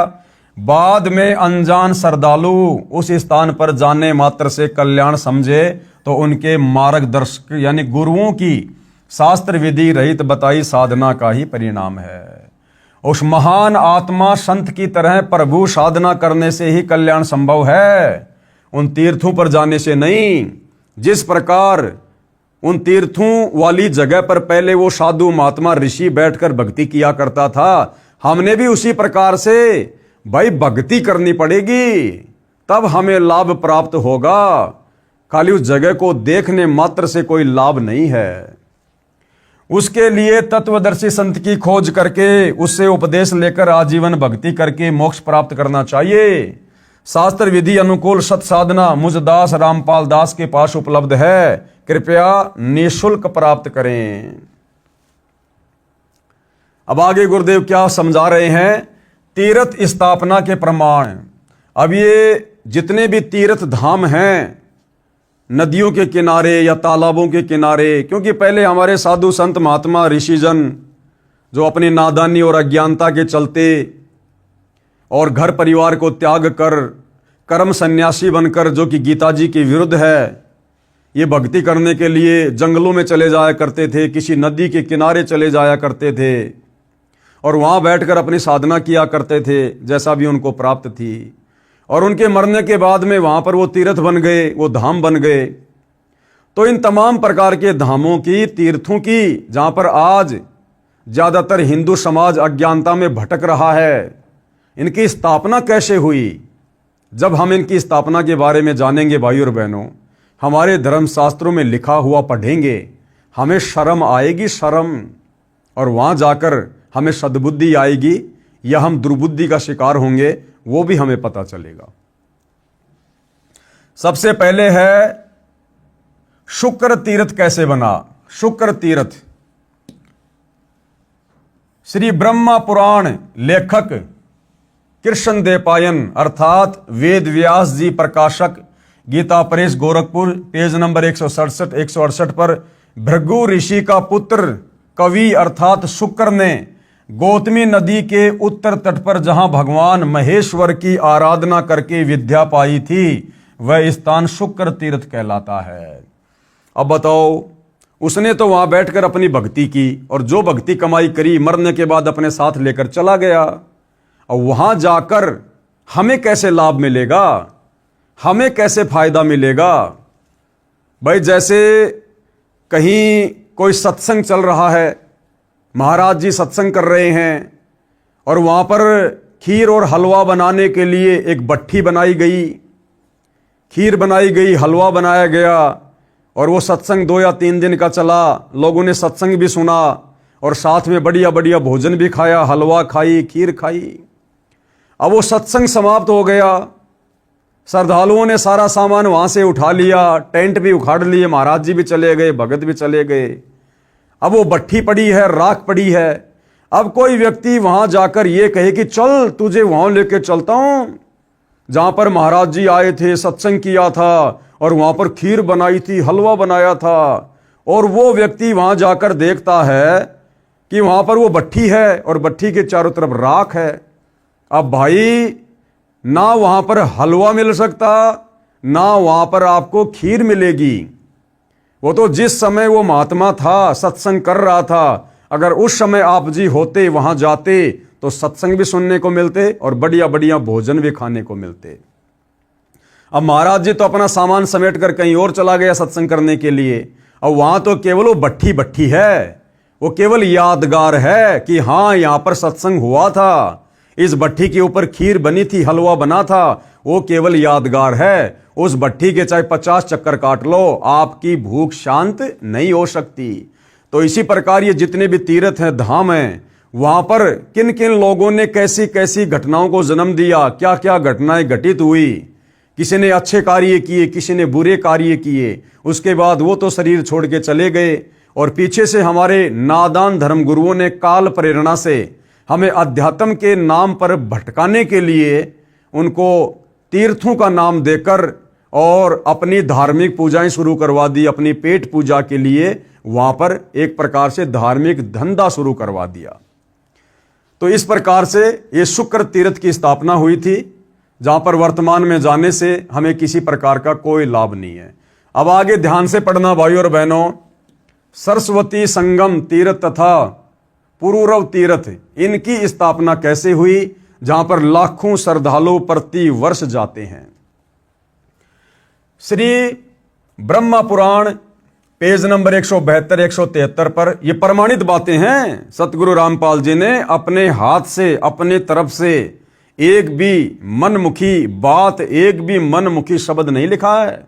ये जो भी प्रमाण हैं इन तीर्थों के, आपको साथ में उस पुराण का नाम कौन से पेज पर है, कौन से अध्याय में है, साफ साफ बताया जा रहा है। 200-250 रुपए का पुराण आता है, किसी भी धार्मिक पुस्तक की दुकान से लेकर खरीद कर देख सकते हैं। तो ये जो सरस्वती संगम है, जिसको पुरूरव तीर्थ भी कहते हैं, जहां पर लाखों श्रद्धालु जाते हैं, सोचिए वो कैसे बना। श्री ब्रह्म पुराण पेज नंबर 172 173 पर एक दिन राजा पुरूरवा श्री ब्रह्मा जी की सभा में गए। वहां ब्रह्मा जी की पुत्री सरस्वती को देखकर उससे मिलने की इच्छा व्यक्त की। ब्रह्मा जी की सभा में पृथ्वी लोक से राजा पुरूरवा गया और उसने वहां पर जब ब्रह्मा जी की बेटी सरस्वती को देखा, जो अति सुंदर थी, तो राजा के मन में उससे मिलने की इच्छा जागृत हुई। सरस्वती ने हां कर दी, यानी राजा ने किसी नौकरानी के माध्यम से सरस्वती के पास में संदेशा भिजवाया। तो ब्रह्मा जी की बेटी सरस्वती ने और उस राजा के साथ मिलने की इच्छा मतलब स्वीकृति दे दी, यस कर दिया। और दोनों कहां मिले? सरस्वती नदी के किनारे पर सरस्वती तथा पुरूरवा ने अनेक वर्षों तक संभोग यानी सेक्स किया। ब्रह्मा जी की बेटी, जिस ब्रह्मा जी ने आप लोग कहते हो सृष्टि की रचना करी है, उस ब्रह्मा जी की बेटी सरस्वती यानी शारदा, जो वीणा वाणा बजाती है, स्कूलों में सुबह सुबह उसकी आरती करवाई जाती है, जय मां शारदे, जय मां शारदे, हे मां सरस्वती, हे मां सरस्वती। वह सरस्वती, वो शारदा है ये। और क्या किया उन्होंने? अपने पिता उस ब्रह्मा की आज्ञा के बिना चोरी छुपे उस राजा के साथ में ब्रह्मा जी की बेटी सरस्वती शारदा उस सरस्वती नदी के किनारे चली जाती है और हजारों वर्षों तक दोनों वहां पर शारीरिक संबंध बनाते हैं, सेक्स करते हैं। जिस प्रकार वर्तमान में लड़के और लड़कियां लिव इन रिलेशनशिप में रहते हैं, तो भैया ये परंपरा तो बहुत पहले से चली आ रही है, देवी देवताओं के समय से। सरस्वती नदी के तट पर सरस्वती तथा पुरूरवा ने अनेक वर्षों तक संभोग यानी सेक्स किया। एक दिन ब्रह्मा ने उनको विलास करते देख लिया। एक दिन ब्रह्मा जी ने अपनी बेटी सरस्वती को और उस राजा पुरूरवा को शारीरिक संबंध करते समय, सेक्स करते समय देख लिया, पकड़ लिया। अपनी बेटी को श्राप दे दिया। ब्रह्मा जी ने श्राप दे दिया सरस्वती को। क्या? वह नदी रूप में समा गई जहां पर पुरूरवा तथा सरस्वती ने संभोग किया था, यानी कई वर्षों तक शारीरिक संबंध बनाते रहे, वो कुकर्म करते रहे। वह पवित्र तीर्थ सरस्वती संगम नाम से विख्यात हो गया। जहां पर पुरूरवा ने महादेव की भक्ति की, वह स्थान पुरूरवा तीर्थ नाम से विख्यात हुआ। अब बताइए भाइयों और बहनों, ऐसी गंदी हरकत से जिस सरस्वती तीर्थ का जन्म हुआ, उस तीर्थ पर जाने से, पूजा करने से, भक्ति करने से क्या कभी हमें सद्बुद्धि मिलेगी? हम उल्टा दुर्बुद्धि का शिकार होंगे। यदि हम अपने बच्चों को उन तीर्थों पर लेकर जाएंगे और यदि ये कथा उनको सुनाएंगे, क्योंकि तीर्थ पर जाएंगे तो तीर्थ के विषय में जानने की इच्छा तो होती है ना, तो गाइड लोग क्या बताएंगे? यही कथा सुनाएंगे कि भैया सरस्वती तीर्थ की स्थापना कैसे हुई, तो यही विषय वासना की कहानी सुनाई जाएगी, ये कामसूत्र की बातें सुनाई जाएंगी। तो सोचिए आपके मन में क्या गंदे विचार उत्पन्न होंगे, आपके बच्चों के मन में क्या गंदे विचार उत्पन्न होंगे। आपको क्या मिला वहां जाकर, भक्ति या बकवाद? इसलिए सतगुरु रामपाल जी इन सभी तीर्थों पर, धामों पर ना जाने की सलाह देते हैं, क्योंकि ये शास्त्र विरुद्ध साधना है।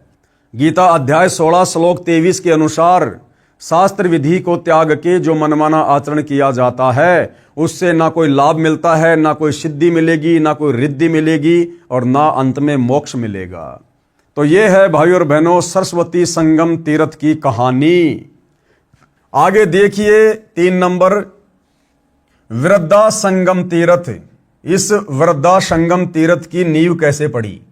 श्री ब्रह्म पुराण पेज नंबर 173 से 175। एक गौतम ऋषि थे, उनका 1000 वर्ष की आयु तक विवाह नहीं हुआ।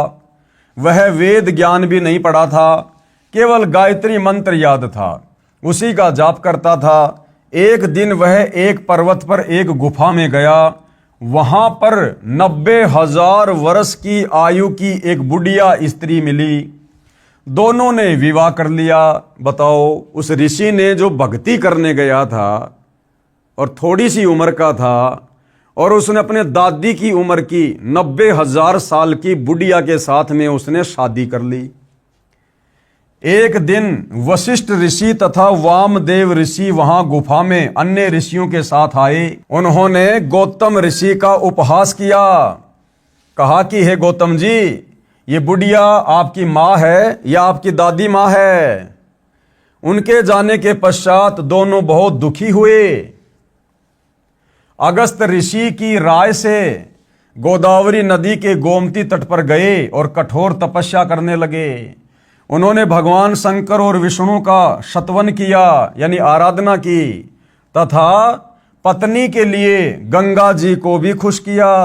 गंगा ने उनके तप से प्रसन्न होकर कहा, ब्राह्मण, आप मंत्र पढ़ते हुए मेरे जल से अपनी पत्नी का अभिषेक करो, इससे वह रूपवती हो जाएगी। गंगा जी के आदेश से दोनों ने एक दूसरे के लिए ऐसा ही किया। दोनों पति पत्नी सुंदर रूप वाले हो गए, वो गौतम ऋषि और वो 90 साल की बुढ़िया, दोनों जवान हो गए। वह जल जो मंत्रों का था, उससे बुढ़िया का नाम नदी बह चली। उसी स्थान पर गौतम ऋषि ने उस बुढ़िया के साथ जो युवती हो गई थी, मन भरकर संभोग किया। बताइए, और हम वहां जा रहे हैं मुक्ति प्राप्त करने के लिए, सद्बुद्धि प्राप्त करने के लिए। अरे भैया, वहां तो कामसूत्र की घटनाएं घटी हैं, वो तो विषय वासनाओं के अड्डे थे। जमकर लोगों ने सेक्स किया, संभोग किया, कुकर्म किए। और हम ऐसी अपवित्र जगह पर जाकर कैसे सद्बुद्धि को प्राप्त कर सकते हैं? कैसे हमें कोई भक्ति लाभ मिलेगा? कैसे हमें कोई पुण्य मिल सकता है? तब से उस स्थान का नाम वृद्धा संगम तीर्थ हो गया। वहीं पर गौतम ऋषि ने साधनार्थ एक शिवलिंग स्थापित किया था, वह भी उस बुढ़िया के नाम पर वरदेश्वर कहलाया। इस बुढ़िया संगम तीर्थ की कथा सब पापों का नाश करने वाली है, ऐसा उस पुराण में लिखा हुआ है। अब बताओ, वो खुद इतने कुकर्म करके और पाप की मालगाड़ी भर के ले गए, जिंदगी भर सेक्स करके, संभोग करके, कुकर्म करके, और वहां जाने से हमारे पाप कर्मों का नाश कैसे होगा? वहां किया हुआ स्नान दान सब मनोरथों को सिद्ध करने वाला है। इसीलिए तो सबका कल्याण हो रहा है, सबकी बुद्धि भ्रष्ट हो रही है इन तीर्थों पर जा जाकर। आगे पढ़िए भाइयों और बहनों, हमारे देवताओं की ओर करतूतें। अश्व तीर्थ तथा भानु तीर्थ तथा पंचवटी आश्रम की स्थापना। श्री ब्रह्मा पुराण पेज नंबर 162 से 163 तथा श्री मार्कंडे पुराण पेज नंबर 173 से 175 पर लिखा है, महर्षि कश्यप के ज्येष्ठ पुत्र आदित्य सूर्य हैं। उनकी पत्नी का नाम उषा है। मार्कंडे पुराण में सूर्य की पत्नी का नाम संज्ञा लिखा है, जो महर्षि विश्वकर्मा जी की बेटी है। यानी ये जो सूर्य है, आग का गोला, इसके ऊपर जिस देवता का कंट्रोल है वो है सूर्य देव। सूर्य देव जी की पत्नी का नाम है उषा, जो कि विश्वकर्मा जी की बेटी है। विश्वकर्मा जी कौन है? ये देवी देवताओं के कारीगर हैं, उनके मकान बनाते हैं, उनकी बिल्डिंगें बनाते हैं। फिर क्या हुआ? सूर्य की पत्नी अपने पति सूर्य के तेज को सहन न कर सकने के कारण दुखी रहती थी। एक दिन अपनी सिद्धि शक्ति से अन्य स्त्री अपनी ही स्वरूप की उत्पन्न की, उसे कहा, आप मेरे पति की पत्नी बनकर रहो, तेरी तथा मेरी शक्ल समान है। अब देखो भाइयों और बहनों, इनके कारनामे। अब सूर्य की जो पत्नी थी, वो अपने पति के तेज को सहन नहीं कर पा रही थी, तो उसने क्या किया? अपनी वचन शक्ति से एक स्त्री को उत्पन्न किया और अपने उस पति के लिए, उसके साथ संभोग करने के लिए उसको वहीं छोड़ दिया। अब सोचो भाइयों और बहनों, मेरे वचन से यदि कोई संतान उत्पन्न मैं करूंगा, स्त्री या पुरुष, तो वो मेरी संतान होती है। अब बताओ, उसने अपनी ही वचन से उत्पन्न बेटी को, स्त्री को, और अपने ही पति के समक्ष संभोग के लिए पेश कर दिया।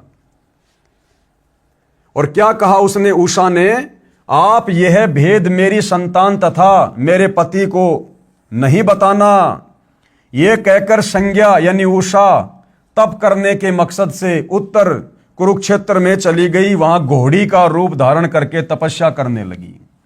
अब सूर्य की पत्नी उषा तपस्या करने चली गई और घोड़ी का रूप बना लिया, ताकि मेरा पति मुझे पहचान ना सके, मुझे दुखी ना करे, क्योंकि सूर्य देव उषा को बार बार शारीरिक संबंध बनाने के लिए दुखी करता था, परेशान करता था, और इस प्रकार की गतिविधियों से उषा बहुत ज्यादा दुखी थी, परेशान थी।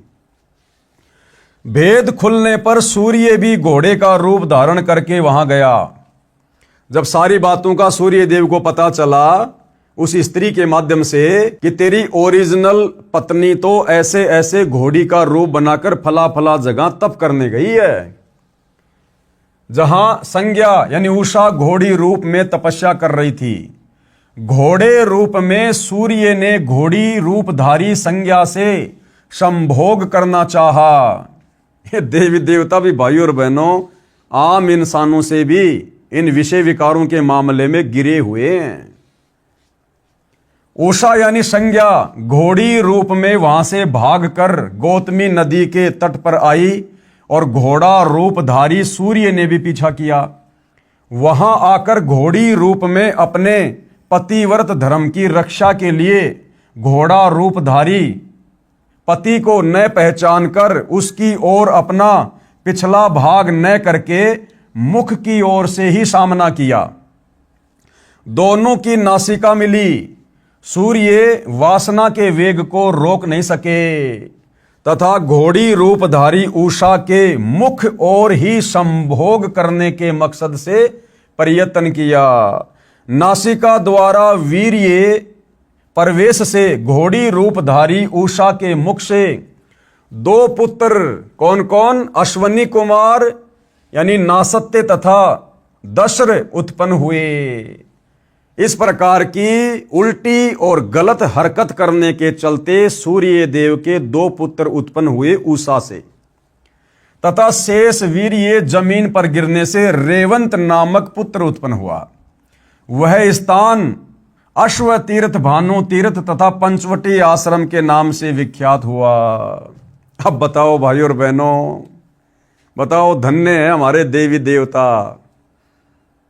भाई और बहनों, 21 ब्रह्मांड में ये झंझट, लड़ाई झगड़ा, पति पत्नी का, विषय वासनाओं का, काम वासना का, ये इसी प्रकार से आग लगी हुई है। आग। आप और हम देवी देवता बनना चाहते थे ना। देवी देवता बनना तो बहुत दूर की बात थी। हम तो भक्ति करके ये सोचते थे कि मैं तो मेरे देवता के लोक में चला जाऊं, विष्णु जी के लोक में चला जाऊं, सूर्य भगवान के लोक में चला जाऊं। अब देख लो उन देवी देवताओं के कर्म और किस प्रकार की गलत हरकत करने के चलते और इस अश्वनी तीर्थ की स्थापना हुई है, जिस तीर्थ पर जाकर हम लोग भगवान प्राप्ति की उम्मीद लगाए बैठे रहते हैं, लाभ प्राप्ति की उम्मीद लगाए बैठे रहते हैं। इसलिए तो पूरे हिंदू समाज की बुद्धि भ्रष्ट हो चुकी है। समझाने से भी समझ में नहीं आती, आंखों से ये प्रमाण देखने के बाद भी समझ में नहीं आती है, क्योंकि काल ने हमारे को अध्यात्म में इतना नीचे गिरा दिया है। उसी स्थान पर सूर्य की बेटियों का अरुणा तथा वरुण नामक नदियों के रूप में समागम हुआ। उसमें भिन्न भिन्न देवताओं और तीर्थों का पृथक पृथक समागम हुआ। उक्त संगम में 27,000 तीर्थों का समुदाय है। वहां किया हुआ स्नान व दान अक्षय पुण्य देने वाला है। वो दुर्बुद्धि देने वाला दुर्बुद्धि, और अंत में मरने के बाद में दुर्गति देगा। फिर नारद उस तीर्थ के सुमरण से, कीर्तन और श्रवण से भी मनुष्य सब पापों से मुक्त, धर्मवान और सुखी होता है। बताओ, अब नारद जी को कह रहे हैं कि नारद उस अश्वनी तीर्थ की महिमा गाने से, उस घटना की बार बार जिक्र करने से, उस कथा को करने से कि अश्वनी तीर्थ की स्थापना कैसे हुई, कहते हैं अक्षय लाभ को देने वाला है, पाप नाश हो जाते हैं। अरे ऐसी गंदी कथा सुनने से तो मन में विकार उत्पन्न होंगे, उल्टे हम पाप के भागी बनेंगे, कुकर्म करने की प्रेरणा बनेगी, कुकर्म करने की। तो ये लिखा भाई और बहनों हमारे इन पुराणों में, जिनकी कथा हमारे धर्मगुरु सदियों से करते आ रहे थे और सब के अंदर विषय वासनाओं के बीज डाल दिए। इसलिए सतगुरु रामपाल जी इस शास्त्र विरुद्ध साधना को ना करने की सलाह देते हैं। नंबर 5, जन स्थान तीर्थ की स्थापना। अब इस तीर्थ की स्थापना कैसे हुई भाई? श्री ब्रह्म पुराण गीता प्रेस गोरखपुर से प्रकाशित पेज नंबर 161-162 पर ऋषि याज्ञवल्क्य से राजा जनक ने पूछा कि हे द्विज श्रेष्ठ, बड़े बड़े मुनियों ने निर्णय किया है कि भोग और मोक्ष दोनों श्रेष्ठ हैं। आप बताइए भोग से भी मुक्ति प्राप्त कैसे होती है? ऋषि याज्ञवल्क्य जी ने कहा, इस प्रश्न का उत्तर आप ससुर वरुण जी ठीक ठीक बता सकते हैं। चलो उनसे पूछते हैं। दोनों भगवान वरुण के पास गए, यानी जल देवता के पास गए, तथा वरुण ने बताया कि वेद में ये मार्ग निश्चित किया है कि कर्म न करने की उपेक्षा, कर्म करना श्रेष्ठ है। धर्म, अर्थ, काम तथा मोक्ष ये चारों पुरुषार्थ कर्म से बंधे हुए हैं। नरप श्रेष्ठ, हे राजाओं में श्रेष्ठ, कर्म द्वारा सब प्रकार से साध्यों की सिद्धि होती है, इसलिए मनुष्यों को सब तरह से वैदिक कर्म का अनुष्ठान करना चाहिए। इससे वे इस लोक में भोग तथा मोक्ष दोनों प्राप्त कर सकते हैं। अकर्म से कर्म पवित्र है। इसके पश्चात राजा जनक ने ऋषि याज्ञवल्क्य को पुरोहित बनाकर गंगा के तट पर अनेकों यज्ञ किए। इसलिए उस स्थान का नाम जन स्थान तीर्थ के नाम से विख्यात हुआ। उस तीर्थ का चिंतन करने से, वहां जाने और भक्ति पूर्वक उसका सेवन पूजन करने से मनुष्य सब अभिलाषित वस्तुओं को पाता है और मोक्ष का भागी होता है, भोगी होता है। आगे देखिए भाइयों और बहनों, उपरोक्त पुराणों के लेखों का निष्कर्ष। प्रमाण संख्या 1 में कहा है कि भृगु ऋषि के पुत्र शुक्र ने गौतमी नदी के उत्तरी तट पर साधना की थी, जिस कारण से वह स्थान शुक्र तीर्थ नाम से विख्यात हुआ। अब वहां जाने का क्या लाभ है? यदि कोई उस शुक्र तीर्थ में केवल स्नान व वहां पर बैठे कामचोर व्यक्तियों को दान करने से ही मोक्ष मानता है, वो ज्ञानहीन व्यक्ति है, उसको ज्ञानवान कुछ नहीं है। परमात्मा की साधना जैसे शुक्राचार्य ने की थी, वैसी साधना किसी भी स्थान पर कोई साधक करेगा तो शुक्राचार्य को जो लाभ हुआ वो लाभ प्राप्त होगा। मात्र उस धाम पर जाकर चक्कर काटने से कुछ नहीं मिलने वाला। यही स्थिति प्रमाण संख्या 5 की समझें कि गंगा के तट पर जिस स्थान पर राजा जनक ने अनेकों अश्वमेध यज्ञ किए, एक अश्वमेध यज्ञ में करोड़ों रुपए, वर्तमान में अरबों रुपए खर्च हुए थे, तब राजा जनक को स्वर्ग प्राप्ति हुई थी। यदि कोई अज्ञानी कहे कि उस जन स्थान तीर्थ पर जाने व स्नान करने तथा वहां उपस्थित ऐबी यानी शराबी, तमाकू व मांस सेवन करने वाले व्यक्तियों को दान करने से राजा जनक वाला लाभ मिलेगा, क्या ये बात न्याय संगत है? बिल्कुल भी नहीं है। इतना कुछ करने के पश्चात भी राजा जनक मुक्त नहीं हो सका।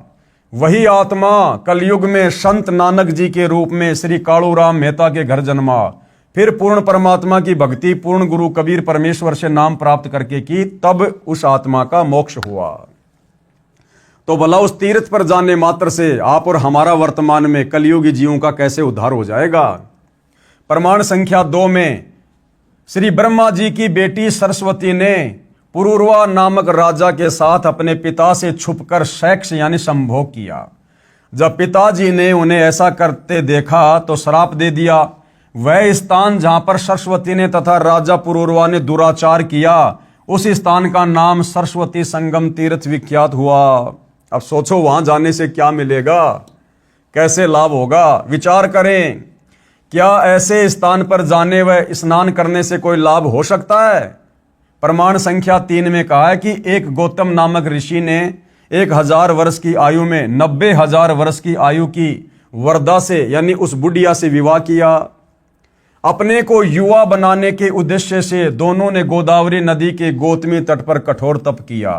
उन दोनों ने किस मकसद से तप किया कि भाई वो जो बुढ़िया है वो भी जवान हो जाए, और जवान हो जाएगी तो मैं फिर जी भरकर इसके साथ में शारीरिक संबंध बनाऊंगा, संभोग करूंगा, मौज मस्ती करूंगा। दुराचार करने के मकसद से उन्होंने वहां पर तप किया, और हम वहां जाकर सोच रहे हैं कि हमें सद्बुद्धि आएगी, कभी नहीं आने वाली।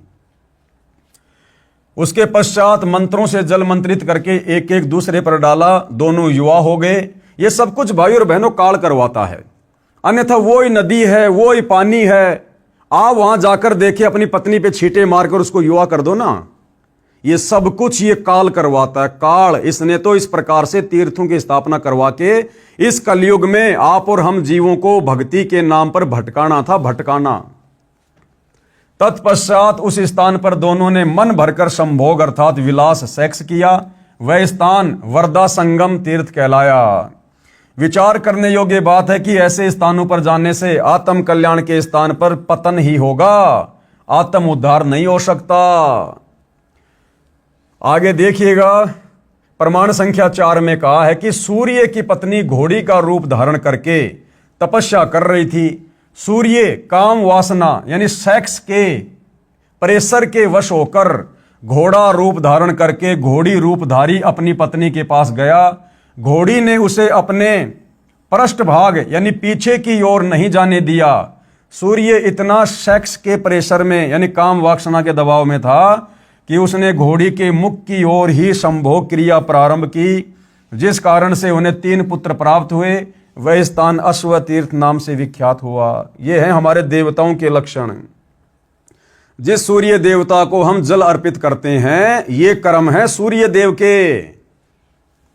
वहीं पर सूर्य की 2 बेटियां जाकर नदी बनकर बहने लगी, जिस कारण से वही स्थान पंचवटी आश्रम नाम से भी प्रसिद्ध हुआ।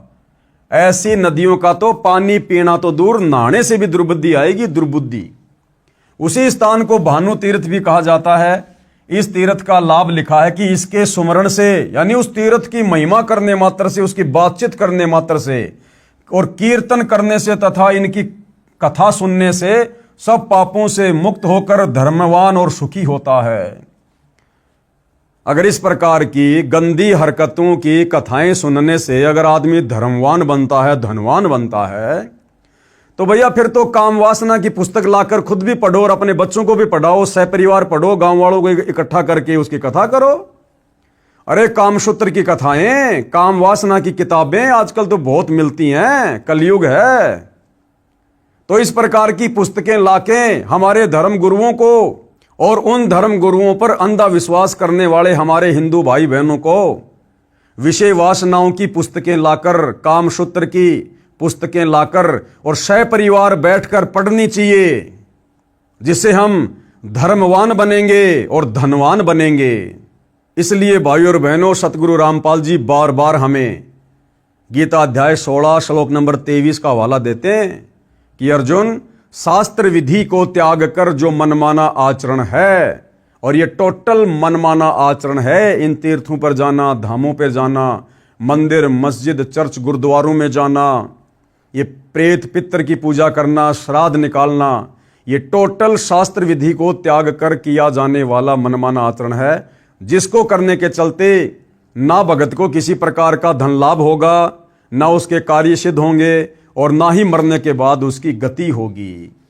इसलिए भाइयों और बहनों, गीता अध्याय 4 श्लोक नंबर 34 में ये गीता का ज्ञान देने वाला ब्रह्म, ये काल अर्जुन से कह रहा है कि अर्जुन, अगर तुझे संपूर्ण पापों से मुक्ति प्राप्त करनी है, जन्म मरण के बंधन से छुटकारा प्राप्त करना है, तो किसी तत्वदर्शी संत की खोज कर ले भाई, और उस तत्वदर्शी संत के बताए अनुसार भक्ति साधना कर, धर्म कर्म कर, उसके बाद तेरी मुक्ति होगी। अन्यथा भाई जन्म मिलते रहेंगे और इसी प्रकार से उल्टी साधनाओं में काल हमारे को भरमाता रहेगा, भटकाता रहेगा। विचार करो पुण्यात्माओं, क्या ऐसी इन कथाओं को सुनने तथा ऐसे स्थान पर जाने से आत्म कल्याण संभव है? इसलिए शास्त्रों में 5 वेद और गीता जी के अनुसार भक्ति करने से सर्व पापों से मुक्त होकर पूर्ण मोक्ष संभव है, इन तीर्थों पर जाकर धक्के खाने से नहीं। अब भाइयों और बहनों, सर्वश्रेष्ठ तीर्थ क्या है? ये बाकी तीर्थ तो हमने देख लिए, इनके कथाएं पढ़ ली, कौन से पुराण में कहाँ लिखा हुआ है आंखों से देख लिया, कैसी कैसी वहाँ पर जो सुनने में भी अच्छी नहीं लगती, ऐसी ऐसी घटनाओं के माध्यम से उन तीर्थों का जन्म हुआ है।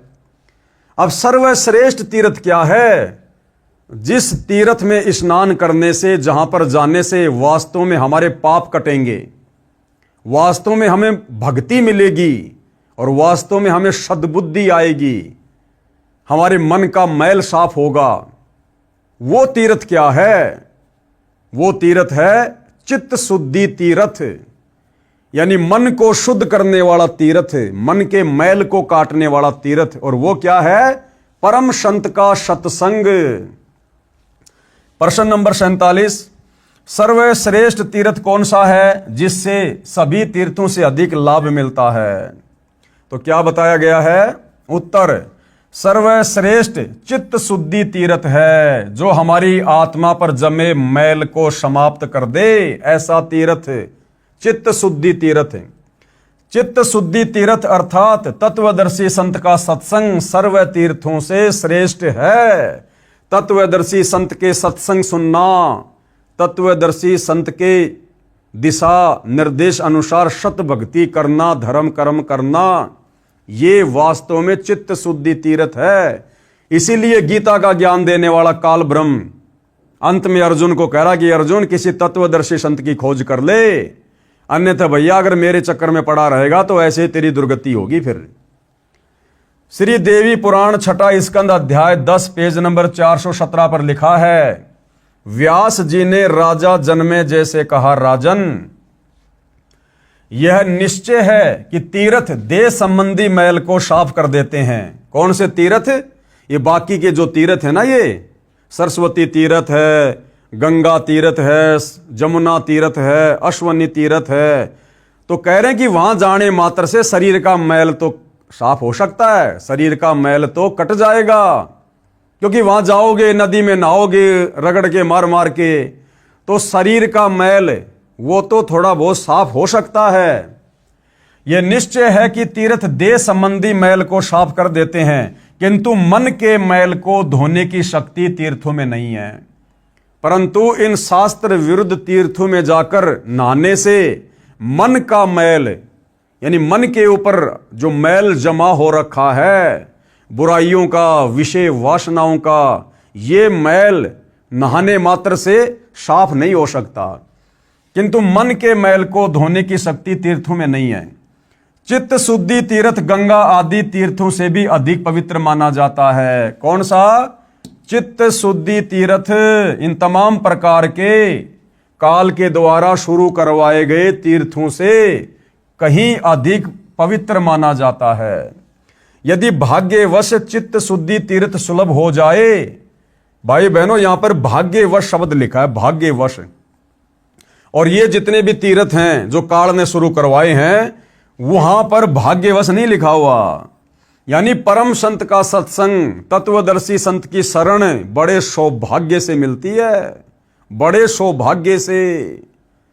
युगों युगों के मजबूत संस्कार के बाद हमें तत्वदर्शी संत की शरण मिलती है, ये सत भक्ति करने का मौका मिलता है।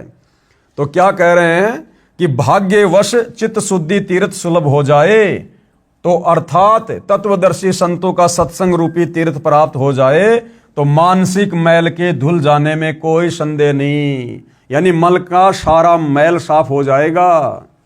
परंतु राजन, इस चित्त शुद्धि तीर्थ को प्राप्त करने के लिए ज्ञानी पुरुषों अर्थात तत्वदर्शी संतों के सत्संग की विशेष आवश्यकता है। वेद शास्त्र व्रत तप यज्ञ और दान से चित्त शुद्धि होना बहुत कठिन है। वशिष्ठ जी ब्रह्मा जी के पुत्र थे, उन्होंने वेद और विद्या का सम्यक प्रकार से अध्ययन किया था, गंगा के तट पर निवास करते थे, तथापि द्वेष के कारण उनका विश्वामित्र के साथ झगड़ा हो गया और दोनों ने परस्पर श्राप दे दिए तथा उनमें भयंकर युद्ध होने लगा। इससे सिद्ध हुआ कि संतों के सत्संग से चित्त शुद्धि कर लेना अति आवश्यक है, अन्यथा इन नदी और तालाबों वाले तीर्थों पर नाते नाते वशिष्ठ और विश्वामित्र का भी मन का मैल साफ नहीं हुआ और उन दोनों ने एक दूसरे को श्राप दे दिया था मरने का और भयंकर युद्ध हुआ उनमें। अन्यथा वेद ज्ञान तप व्रत तीर्थ दान तथा धर्म के जितने साधन हैं वे सब के सब कोई विशेष प्रयोजन सिद्ध नहीं कर सकते।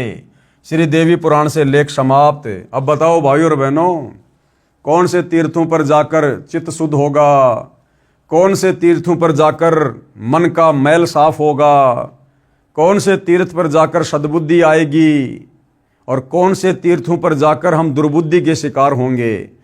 अब ये निर्णय तमाम प्रकार के सबूत देखने के बाद हमने स्वयं करने पड़ेंगे। हम इंसान हैं, जानवर नहीं हैं। और ये धर्मशास्त्र, ये पुराण सतगुरु रामपाल जी ने नहीं लिखे। जिस महर्षि वेदव्यास जी को आप हिंदू समाज के भाई बहन भगवान की संज्ञा देते हैं कि भगवान वेदव्यास, आपके उसी भगवान वेदव्यास ने लिखे हैं। कम से कम उनकी लेखनी को तो सत्य मानो। सतगुरु रामपाल जी तो केवल तुम्हें सत्य से परिचित करवा रहे हैं, तुम्हारा जीवन नाश होने से बचा रहे हैं। विशेष विचार। उपरोक्त श्री देवी पुराण के लेख से स्पष्ट है कि तत्वदर्शी संतों के सत्संग से श्रेष्ठ कोई भी तीर्थ नहीं है और वर्तमान में वह तत्वदर्शी संत सतगुरु रामपाल जी हैं। उनके सत्संग भले आप घर बैठे मोबाइल से यूट्यूब पर सुनो, चाहे उनसे कोई मेमोरी कार्ड प्राप्त करके या टीवी चैनल पर उनके सत्संग आते हैं वो सुनो, इससे बढ़कर संसार में दूसरा कोई चित्त शुद्धि तीर्थ यानी मन के मैल को, विकारों को शुद्ध करने वाला तीर्थ नहीं है। तथा तत्व दृष्टा संत के बताए मार्ग से साधना करने से कल्याण संभव है। और मोक्ष कैसे होगा? उसी तत्वदर्शी संत के बताए अनुसार भक्ति साधना करने से मोक्ष संभव है। बाकी तीर्थ व्रत तप दान आदि व्यर्थ प्रयत्न है। तत्वदर्शी संत के अभाव के कारण केवल चारों वेदों में वर्णित भक्ति विधि से पूर्ण मोक्ष लाभ नहीं है। परमेश्वर कबीर जी ने क्या कहा है इस विषय पर? सतगुरु बिन वेद पढ़े जो प्राणी और समझे न सार रहे अज्ञानी। ये हमारे जितने भी धर्मगुरु हैं, आचार्य शंकराचार्य हैं, जिनके हम नाम गांव पते जानते हैं, इनको किसी को भी वेद ज्ञान नहीं, गीता का ज्ञान नहीं। केवल संस्कृत भाषा बहुत अच्छी आती थी, जिस कारण से इन्होंने वेदों को, गीता को, श्लोकों को कंठस्थ याद कर लिया, उन कथाओं को सुनाना प्रारंभ कर दिया और रोजी रोटी का धंधा इन्होंने इन धर्मशास्त्रों को बनाया। परंतु मुक्ति का मार्ग इनके पास नहीं है। ये लोग तत्वदर्शी संत के अभाव में इन हमारे धर्मशास्त्रों में, वेदों में, गीताजी में वास्तव में लिखा क्या है भक्ति और भगवान के विषय में, ये लोग निष्कर्ष नहीं निकाल पाए। तो कहते हैं सतगुरु के बिना जो व्यक्ति वेद पढ़ेगा, समझे ना सार रहे अज्ञानी। सतगुरु यानी सच्चा गुरु। खाली लाल कपड़े पहन लेने से, गले में रुद्राक्ष की माला डाल लेने से, ऊंची ऊंची संस्कृत बोलने से कोई सतगुरु नहीं होता। या अपने नाम से पहले सतगुरु शब्द लिखवा ले, वो सतगुरु नहीं होता। सतगुरु वो होता है जो अध्यात्म के विषय में हमें धर्मशास्त्रों का सार निकाल कर दे दे आत्मा के कल्याण के लिए। तो वर्तमान में वह सतगुरु रामपाल जी हैं। उनकी शरण में आए बिना भाई, चाहे देवी देवता हो, चाहे ब्रह्मा विष्णु महेश हो, चाहे शंकराचार्य हो, चाहे आचार्य हो, ये अध्यात्म के विषय में क ख ग भी नहीं जान सकते और अंत में ये अज्ञानी ही रहेंगे। सतगुरु बिन काहू न पाया ज्ञाना, जो थोता बुस छिड़े मूड किसाना। 68 तीर्थ भ्रम भ्रम आवे, सब फल सतगुरु चरणा पावे। ये दुनिया भर के जो 68 तीर्थ हैं, लोग नादानी में जिनकी यात्रा करते हैं, लाखों रुपया खर्च करते हैं, कहते हैं सच्चे सतगुरु की शरण में आकर उनके बताए अनुसार भक्ति कर, सच्चे सतगुरु के चरणों में 68 तीर्थों से भी ज्यादा लाभ तुझे घर बैठे मिलेगा। 68 तीर्थ भ्रम भ्रम आवे, 100 फल सतगुरु के चरणों में पावे। और कबीर तीर्थ कर कर जगमुआ, उड़े पानी नहाए, सत नाम के जाप नहीं काल घसीटे जाए। चाहे कितना तीर्थों में जाके नहा लो, लेकिन भाई सच्चे सतगुरु से जब तक सच्चा नाम नहीं मिलेगा, सतनाम नहीं मिलेगा, तब तक काल आपकी ऐसे दुर्गति रखेगा। सूक्ष्म वेद अर्थात तत्व ज्ञान में क्या कहा है? 68 तीर्थ ब्रह्म ब्रह्म आवे, 100 फल सतगुरु चरणों पावे। गंगा यमुना बद्री समेते, जगन्नाथ धाम है जेते। तुम्हारी गंगा नदी, यमुना नदी, तुम्हारा ये बद्रीनाथ समेत ये जो जगन्नाथ धाम है, जितने भी धाम हैं, उनमें भ्रमणे भटकने से कोई भी फल प्राप्त नहीं होगा। भर में फल प्राप्त होए न जेतो, और गुरु सेवा में फल पावे ते तो। उन धामों पर भटकने से तुम्हें वो फल नहीं मिलेगा जो फल तुम्हें सतगुरु की सच्ची भक्ति में, सच्चे सुमरण में मिलेगा। कोटिक तीर्थ सब कर आवे, गुरु चरणा फल तुरंत ही पावे। चाहे तुम दुनिया भर के कितने तीर्थों पर जाकर धक्के खा लो, करोड़ों तीर्थों पर चाहे तुम करोड़ों बार जाओ, तुम्हें कोई लाभ किसी भी प्रकार का अध्यात्म का नहीं मिलेगा। और सतगुरु के चरणों में यानी उनके बताए अनुसार सत भक्ति, सत सुमरण करने से आपको थोड़े से सुमरण से करोड़ों तीर्थों से भी कहीं ज्यादा लाभ मिलेगा। सतगुरु मिले तो अगम बतावे, अगम यानी मोक्ष का मार्ग बताएगा, सनातन परम धाम की जानकारी देगा। और जम की आंच ताही नहीं आवे, जम यानी ये काल, यमराज, ये हमें किसी प्रकार से दुखी नहीं कर सकता, गधा कुत्ता सुअर नहीं बना सकता, तपतशिला पर नरक में नहीं डाल सकता। भक्ति मुक्ति को पंथ बतावे कौन? सच्चा सतगुरु। और बुरा होण को पंथ छुड़ावे, और जो बुराइयां होती हैं सच्चा सतगुरु अपना ज्ञान देकर चित्त शुद्धि तीर्थ में हमें डुबकी लगवाकर, चित्त शुद्धि तीर्थ क्या? सच्चे सतगुरु का सत्संग हमारी सारी बुराइयां छुड़वा देता है। और सतगुरु भक्ति मुक्ति के दानी, सच्चा सतगुरु ही भक्ति देकर फिर मुक्ति दिलवाता है। और सतगुरु बिना न छूटे खानी, बिना सच्चे सतगुरु तत्वदर्शी संत की शरण में आए बिना हमारी 4 खानियां नहीं समाप्त हो सकती। अंडज, जेरज, उद्भज, श्वेतज, ये 4 प्रकार की खानियां हैं जिनमें 84 लाख प्रकार के जीव कष्ट भोगते हैं। तो बिना सच्चे सतगुरु की शरण के हम इन 4 खानियों में भ्रमने भटकने से नहीं बच सकते। सतगुरु गुरु सुरधेनु समाना और पावे चरण मुक्ति परवाना। जो सच्चा सतगुरु होता है, तत्वदर्शी संत, कहते हैं वो देवताओं की जो गाय होती है सुरधेनु, और देवताओं का जो वो कल्प जो वृक्ष होता है सुरतरु, जिनके नीचे बैठने मात्र से जो भी मन में सोचेंगे कल्पना करेंगे वही इच्छित वस्तु हमें प्राप्त हो जाती है। कहते हैं उस तेरे देवताओं के उस सुरतरु और सुरधेनु से सच्चे सतगुरु की शरण में आकर तुझे वो मिलेगा जो वहां पर लाख जन्म में नहीं मिल सकता। सरलार्थ किया गुरुदेव ने इन वाणियों का कि पूर्ण परमात्मा द्वारा दिए तत्व ज्ञान यानी सूक्ष्म वेद में कहा है कि तीर्थों और धामों पर जाने से कोई पुण्य लाभ नहीं है। असली तीर्थ सतगुरु यानी तत्वदर्शी संत का सत्संग सुनने जाना है। जहां तत्वदर्शी संत का सत्संग होता है वह सर्वश्रेष्ठ तीर्थ तथा धाम है। तो भाई सतगुरु रामपाल जी के सत्संग मोबाइल में अपने घर पर बैठकर सुनने मात्र से आप अपने घर को ही तीर्थ बना सकते हो। घर को ही तीर्थ। इसी कथन का साक्षी संक्षिप्त श्रीमद् देवी भागवत महापुराण भी है। उसमें 6 स्कंद के अध्याय 10 में लिखा है कि सर्वश्रेष्ठ तीर्थ तो चित्त शुद्ध तीर्थ है। जहां तत्वदर्शी संत का सत्संग चल रहा है उसके अध्यात्म ज्ञान से चित्त की शुद्धि होती है, मन का मैल समाप्त होता है, भक्ति के विषय में जानकारी प्राप्त होती है, बुराइयां छूटती है, शास्त्रोक्त अध्यात्म ज्ञान तथा शास्त्रोक्त भक्ति विधि का ज्ञान होता है। यानी वास्तव में मुक्ति के लिए सच्ची भक्ति क्या है यह तत्वदर्शी संत के सत्संगों से पता चलता है, जिससे जीव का कल्याण होता है। अन्य तीर्थ मात्र भ्रम है। बाकी भाई गंगा, जमुना, सरस्वती, अश्वनी तीर्थ, सरस्वती तीर्थ, बद्रीनाथ, केदारनाथ, नैना देवी, ज्वाला देवी, ये सब भ्रम है। भ्रम वहां जाकर केवल धक्के तो खा सकते हो, पाप के भागी तो बन सकते हो, परंतु आत्म कल्याण नहीं है।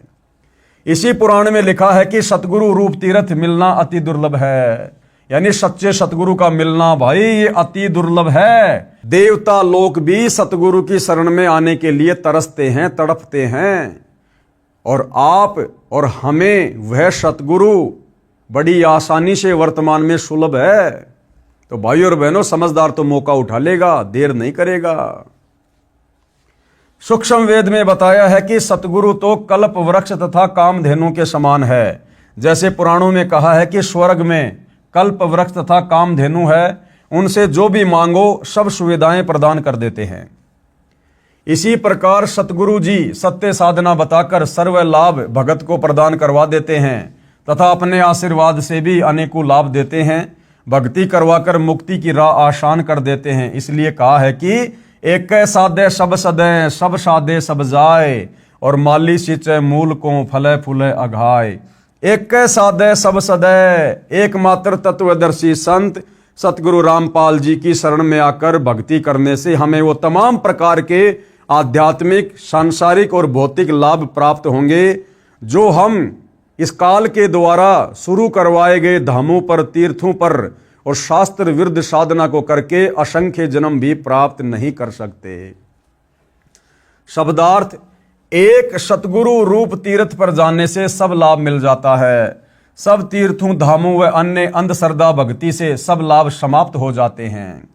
जैसे आम के पौधे की एक जड़ की सिंचाई करने से पौधा विकसित होकर पेड़ बनकर बहुत फल देता है। यदि पौधे को उल्टा करके जमीन में गड्ढे में शाखाओं की ओर से रोपकर शाखाओं की सिंचाई करेंगे तो पौधा नष्ट हो जाएगा। तो भैया काल के द्वारा शुरू करवाए गए इन तीर्थों पर, धामों पर जाना, मंदिर, मस्जिद, चर्च, गुरुद्वारों में जाकर भक्ति की उम्मीद करना, तो भैया पेड़ को यानी पौधे को गमले में शाखाओं की ओर से रोपकर सिंचाई करने जैसा है। वो पौधा सूखेगा ही सूखेगा। पौधे को गमले में जड़ की ओर से रोपना पड़ेगा और फिर जड़ की सिंचाई करनी पड़ेगी, जिससे पूरा पौधा बड़ा होगा, और बड़ा होगा तो उसके फल भी लगेंगे। तो भाई वो शास्त्र अनुकूल सत भक्ति वाला पौधा वर्तमान में सतगुरु रामपाल जी का सत्संग है। इसलिए एक सतगुरु रूप तीर्थ पर जाने से सर्व लाभ मिल जाता है। जैसा कि संक्षिप्त श्रीमद् देवी भागवत महापुराण में लिखा है कि सतगुरु रूप तीर्थ मिलना अति दुर्लभ है, परंतु आप जी को सतगुरु रूप तीर्थ अति सुलभ है। यानी वर्तमान में सतगुरु रामपाल जी बड़ी आसानी से आप और हमारी आत्मा के कल्याण के लिए धरती पर सुलभ हैं। इसमें आप और हमारी कोई उपलब्धि नहीं है। ये सतगुरु रामपाल जी परमेश्वर जी की एक दया है, एक मेहर है उनकी हमारे ऊपर, जो परमेश्वर ने ऐसे घोर कलयुग में इतनी आसानी से हमें अपना हाथ पकड़वा दिया। यह दास यानी सतगुरु रामपाल जी विश्व में एकमात्र सतगुरु तीर्थ यानी तत्वज्ञानी है, जिस तत्वदर्शी संत के विषय में गीता अध्याय 4 श्लोक 34 में गीता ज्ञान देने वाला ब्रह्म कह रहा है कि अर्जुन, तत्व ज्ञान के लिए तत्वदर्शी संत की खोज कर और उसकी खोज करने के बाद भली भांति उसको प्रसन्न कर, दंडवत प्रणाम कर, फिर वो तत्वज्ञानी महात्मा तुझे तत्व ज्ञान का उपदेश करेगा, यानी तेरे को भक्ति का मार्ग बताएगा, मुक्ति का रास्ता बताएगा, जिससे तेरा जन्म मरण समाप्त होगा, लक 84 मिटेगी और सनातन परम धाम सतलोक में चला जाएगा। आओ और सत्य भक्ति प्राप्त करके जीवन सफल बनाओ। क्या कह रहे हैं सतगुरु रामपाल जी कि नादानों, इतना सब कुछ आंखों देखने के बाद भी अगर तुम्हारी बुद्धि सत्य को स्वीकार नहीं करती है तो तुम्हारे में और जानवर में फिर कोई अंतर नहीं। परमात्मा कहते हैं भक्ति बिना नर और खर एक है। नर यानी इंसान, स्त्री या पुरुष, और खर यानी गधा। भक्ति बिना, भक्ति यानी सत्य ज्ञान, सत्य भक्ति। तो कहते हैं भक्ति बिना नर और खर एक हैं, जिन हरि पद नहीं जान्या, पूर्ण ब्रह्म की परख नहीं रे, पूज मरे पाषाणा। इन अज्ञानी धर्मगुरुओं के कहने पर पत्थरों की पूजा कर करके, मंदिर मस्जिद चर्च गुरुद्वारों की पूजा कर करके हमारे पूर्वज आज वो प्रेत बने फिर रहे हैं, पितर बने फिर रहे हैं, भूत योनि में कष्ट उठा रहे हैं, लक 84 योनियों में तरह तरह के कष्ट भोग रहे हैं। तो कह रहे हैं सतगुरु की भक्ति के बिना, सच्चे सतगुरु के बिना गधे में और इंसान में, वो नर यानी इंसान चाहे कोई राष्ट्रपति हो, चाहे भिखारी हो, चाहे बहुत बड़ा कोई धनवान हो, कहते हैं उस भक्तिहीन व्यक्ति में और गधे में कोई किसी प्रकार का अंतर नहीं है। वो गधा भी अपना जीवन बर्बाद कर रहा है और वो मनुष्य भी, वो व्यक्ति भी मनुष्य शरीर प्राप्त करके तत्वदर्शी संत की सुसंगति के अभाव में अपने मनुष्य जन्म को बर्बाद करके और गधे की योनि में जाने की तैयारी कर रहा है। तो गधे में और इंसान में कोई अंतर नहीं होगा यदि उसके पास वर्तमान में सतगुरु रामपाल जी की सत भक्ति नहीं है। तो भाई और बहनों, समझाने में सतगुरु रामपाल जी परमेश्वर जी ने अपने सत्संगों में और अपने कर कमल से लिखित इस पवित्र पुस्तक में कोई कमी, कोई कसर किसी प्रकार की नहीं छोड़ी है। अब यदि भाई और बहनों कोई कमी रहेगी तो आप और हमारी नासमझी की रहेगी, हमारे कमजोर संस्कारों की रहेगी, जिसके लिए हम खुद ही जिम्मेदार रहेंगे। अभी तो इस पुस्तक पर केवल आधे वीडियो बने हैं, अभी तकरीबन 18 से 20 वीडियो और बनेंगे। अध्यात्म के विषय में हमें और अधिक जानकारी प्राप्त होगी और जब तत्वदर्शी संत पृथ्वी पर प्रकट होता है तो अपने ज्ञान की जानकारी वो हर एक मानव शरीरधारी प्राणी, स्त्री या पुरुष तक, बच्चे या बुजुर्ग तक अवश्य पहुंचाता है। क्योंकि कल को फिर ये आत्मा शरीर छोड़ने के बाद सीधा धर्मराज के दरबार में जाएगी और वहां धर्मराज एक ही सवाल करेगा कि ला भाई क्या लेकर आया। वो बोलेगा जी मैं तो कुछ नहीं लाया। क्यों नहीं लाए भाई? अरे नादान, जब तेरे को मनुष्य जन्म दिया था तू क्या कह रहा था कि हे परमात्मा मैं नीचे जाऊंगा, केवल भक्ति करूंगा, सच्चे संत की तलाश करूंगा और अपनी आत्मा का कल्याण करवाऊंगा, जन्म मरण से पीछा छुड़वाऊंगा, मुझे एक मनुष्य जन्म दे दो, एक मनुष्य जन्म दे दो। तो धर्मराज कहेगा बेटा तेरी उस प्रार्थना पर जो तूने लाखों बार की थी, तुझे मैंने मनुष्य जन्म दिया था और तू बोला मैं नीचे जाके भक्ति करूंगा, सच्चे संत की मैं तलाश करूंगा, किसी के बहकावे में नहीं आऊंगा। नादान, तूने भक्ति क्यों नहीं करी?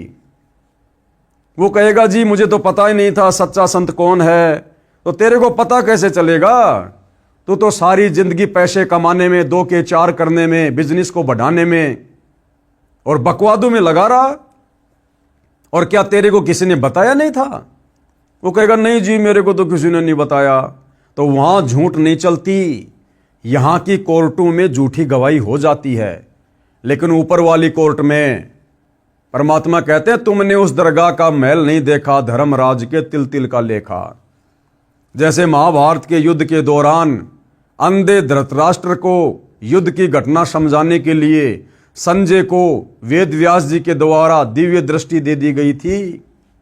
वो दीवार पर एलसीडी की तरह सैकड़ों किलोमीटर दूर हो रहे महाभारत के युद्ध को ज्यों का त्यों देखकर अंधे धृतराष्ट्र को बता रहा था। तो वहां पर हमारे कर्म कुकर्म एलसीडी पर चल पड़ते हैं ऐसे कि ऐसे। समझदार आदमी वहां झूठ नहीं बोलता, उसको पता है। फिर उसको पता चलेगा, देख वो भाई तेरे को ज्ञान गंगा पुस्तक दे रहा था एक संत रामपाल जी की, और कह रहा था भी भगवान धरती पर आए हैं, पूर्ण संत धरती पर आए हुए हैं, भक्ति कर लो वरना दुर्गति होगी। ये मनुष्य जन्म परमात्मा प्राप्ति के लिए मिलता है। ये काम धंधा करते करते हमारे को असंख्य जन्म बीत गए, कुछ भी हाथ नहीं लगा, और मरने के बाद ये सारा पैसा धन दौलत परिवार यही रह जाएगा, भाई अकेला जाएगा, क्या मुंह दिखाएगा भगवान को जाकर ऊपर हैं। और देख संत रामपाल जी के भगत उनकी पुस्तकों पर वीडियो बना बना के थूक बिलो रहे थे, गला फाड़ रहे थे, उनको क्या सवारत था। लेकिन तुम उनके भाई थे, इसलिए वो तुम्हें समझाने का प्रयास कर रहे थे कि आत्मा की दुर्गति होगी अगर भगवान की भक्ति नहीं करेगा तो। और तू क्या मजाक समझ रहा था? अरे वो काहे का संत है, काहे का संत है वो तो हमारे गांव का है, उसका खेत हमारे खेत के बराबर में है। अरे वो तो जेई की नौकरी किया करता था, उसको सरकार ने ये कर दिया था, वो कर दिया था, हैं उसने वो कांड करवा दिए, ये कांड करवा दिए, बिना सच्चाई जाने। तो सारी की सारी बकवादे वहां पर उस भाई को दिखाई जाएंगी। फिर वो भाई नीची गर्दन करके खड़ा हो जाता है और फिर कहता कि भगवान एक जन्म और दे दो, अब की बार तो मैं पक्का भक्ति करूंगा। फिर वो नहीं सुनता धर्मराज, फिर तो कह देता यम के दूतों को पकड़ो रे इसकी गर्दन, ठोको इसको नरक में, बढ़ाओ इसको गधा। इस मनुष्य जन्म में जाके तो इसने किला तोड़ दिया, अब अगला मनुष्य जन्म दे दूंगा तो पता नहीं क्या कर लेगा ये। फिर उसको नरक में ठोक दिया जाता है, 84 लाख योनियों में भेज दिया जाता है। फिर सारी जिंदगी गधा बन के कुम्हार के लट खाएगा फिर वो। तो ये दुर्गति भाई और बहनों फिर आप और हमारी होगी, जो वर्तमान के इस गोल्डन चांस को चूक जाएंगे, यानी सतगुरु रामपाल जी की शरण में आकर जो सत भक्ति नहीं करेंगे। और बाकी आप चाहे ब्रह्मा विष्णु महेश की खोपड़ी पे जाके बैठ के भक्ति कर लेना भाई, मुक्ति का मार्ग नहीं है। तो भाई और बहनों, समझदार को तो संकेत ही काफी होता है, बाकी भैंस के आगे बीन बजाने से कोई फायदा नहीं। लेकिन हमारी ड्यूटी है भाई, हम तो बीन बजाएंगे। क्या पता कलयुग है, परमात्मा धरती पर है, किसी को सद्बुद्धि आ जाए, भैंस भी जाग जाए। तो हमारी तो कोशिश है, हम तो इस परमार्थ के कार्य को आगे बढ़ाएंगे जो हमारे गुरुदेव भगवान ने हमें दिया है, इससे हमारी सेवा भी बनती है। तो भाई और बहनों, कल के वीडियो में हम अध्यात्म के विषय में और आगे जानने का प्रयास करेंगे गुरुदेव के आशीर्वाद से। तब तक गुरुदेव भगवान हम सबको आज्ञा दे, आशीर्वाद दे, सद्बुद्धि दे, हमारा मार्गदर्शन करे और हमारे अंदर वो प्रेरणा प्रकट करे जिससे हम घर बैठे मोबाइल से उनके सत्संग सुनना शुरू करें। बंदी छोड़ सतगुरु रामपाल जी भगवान की जय हो।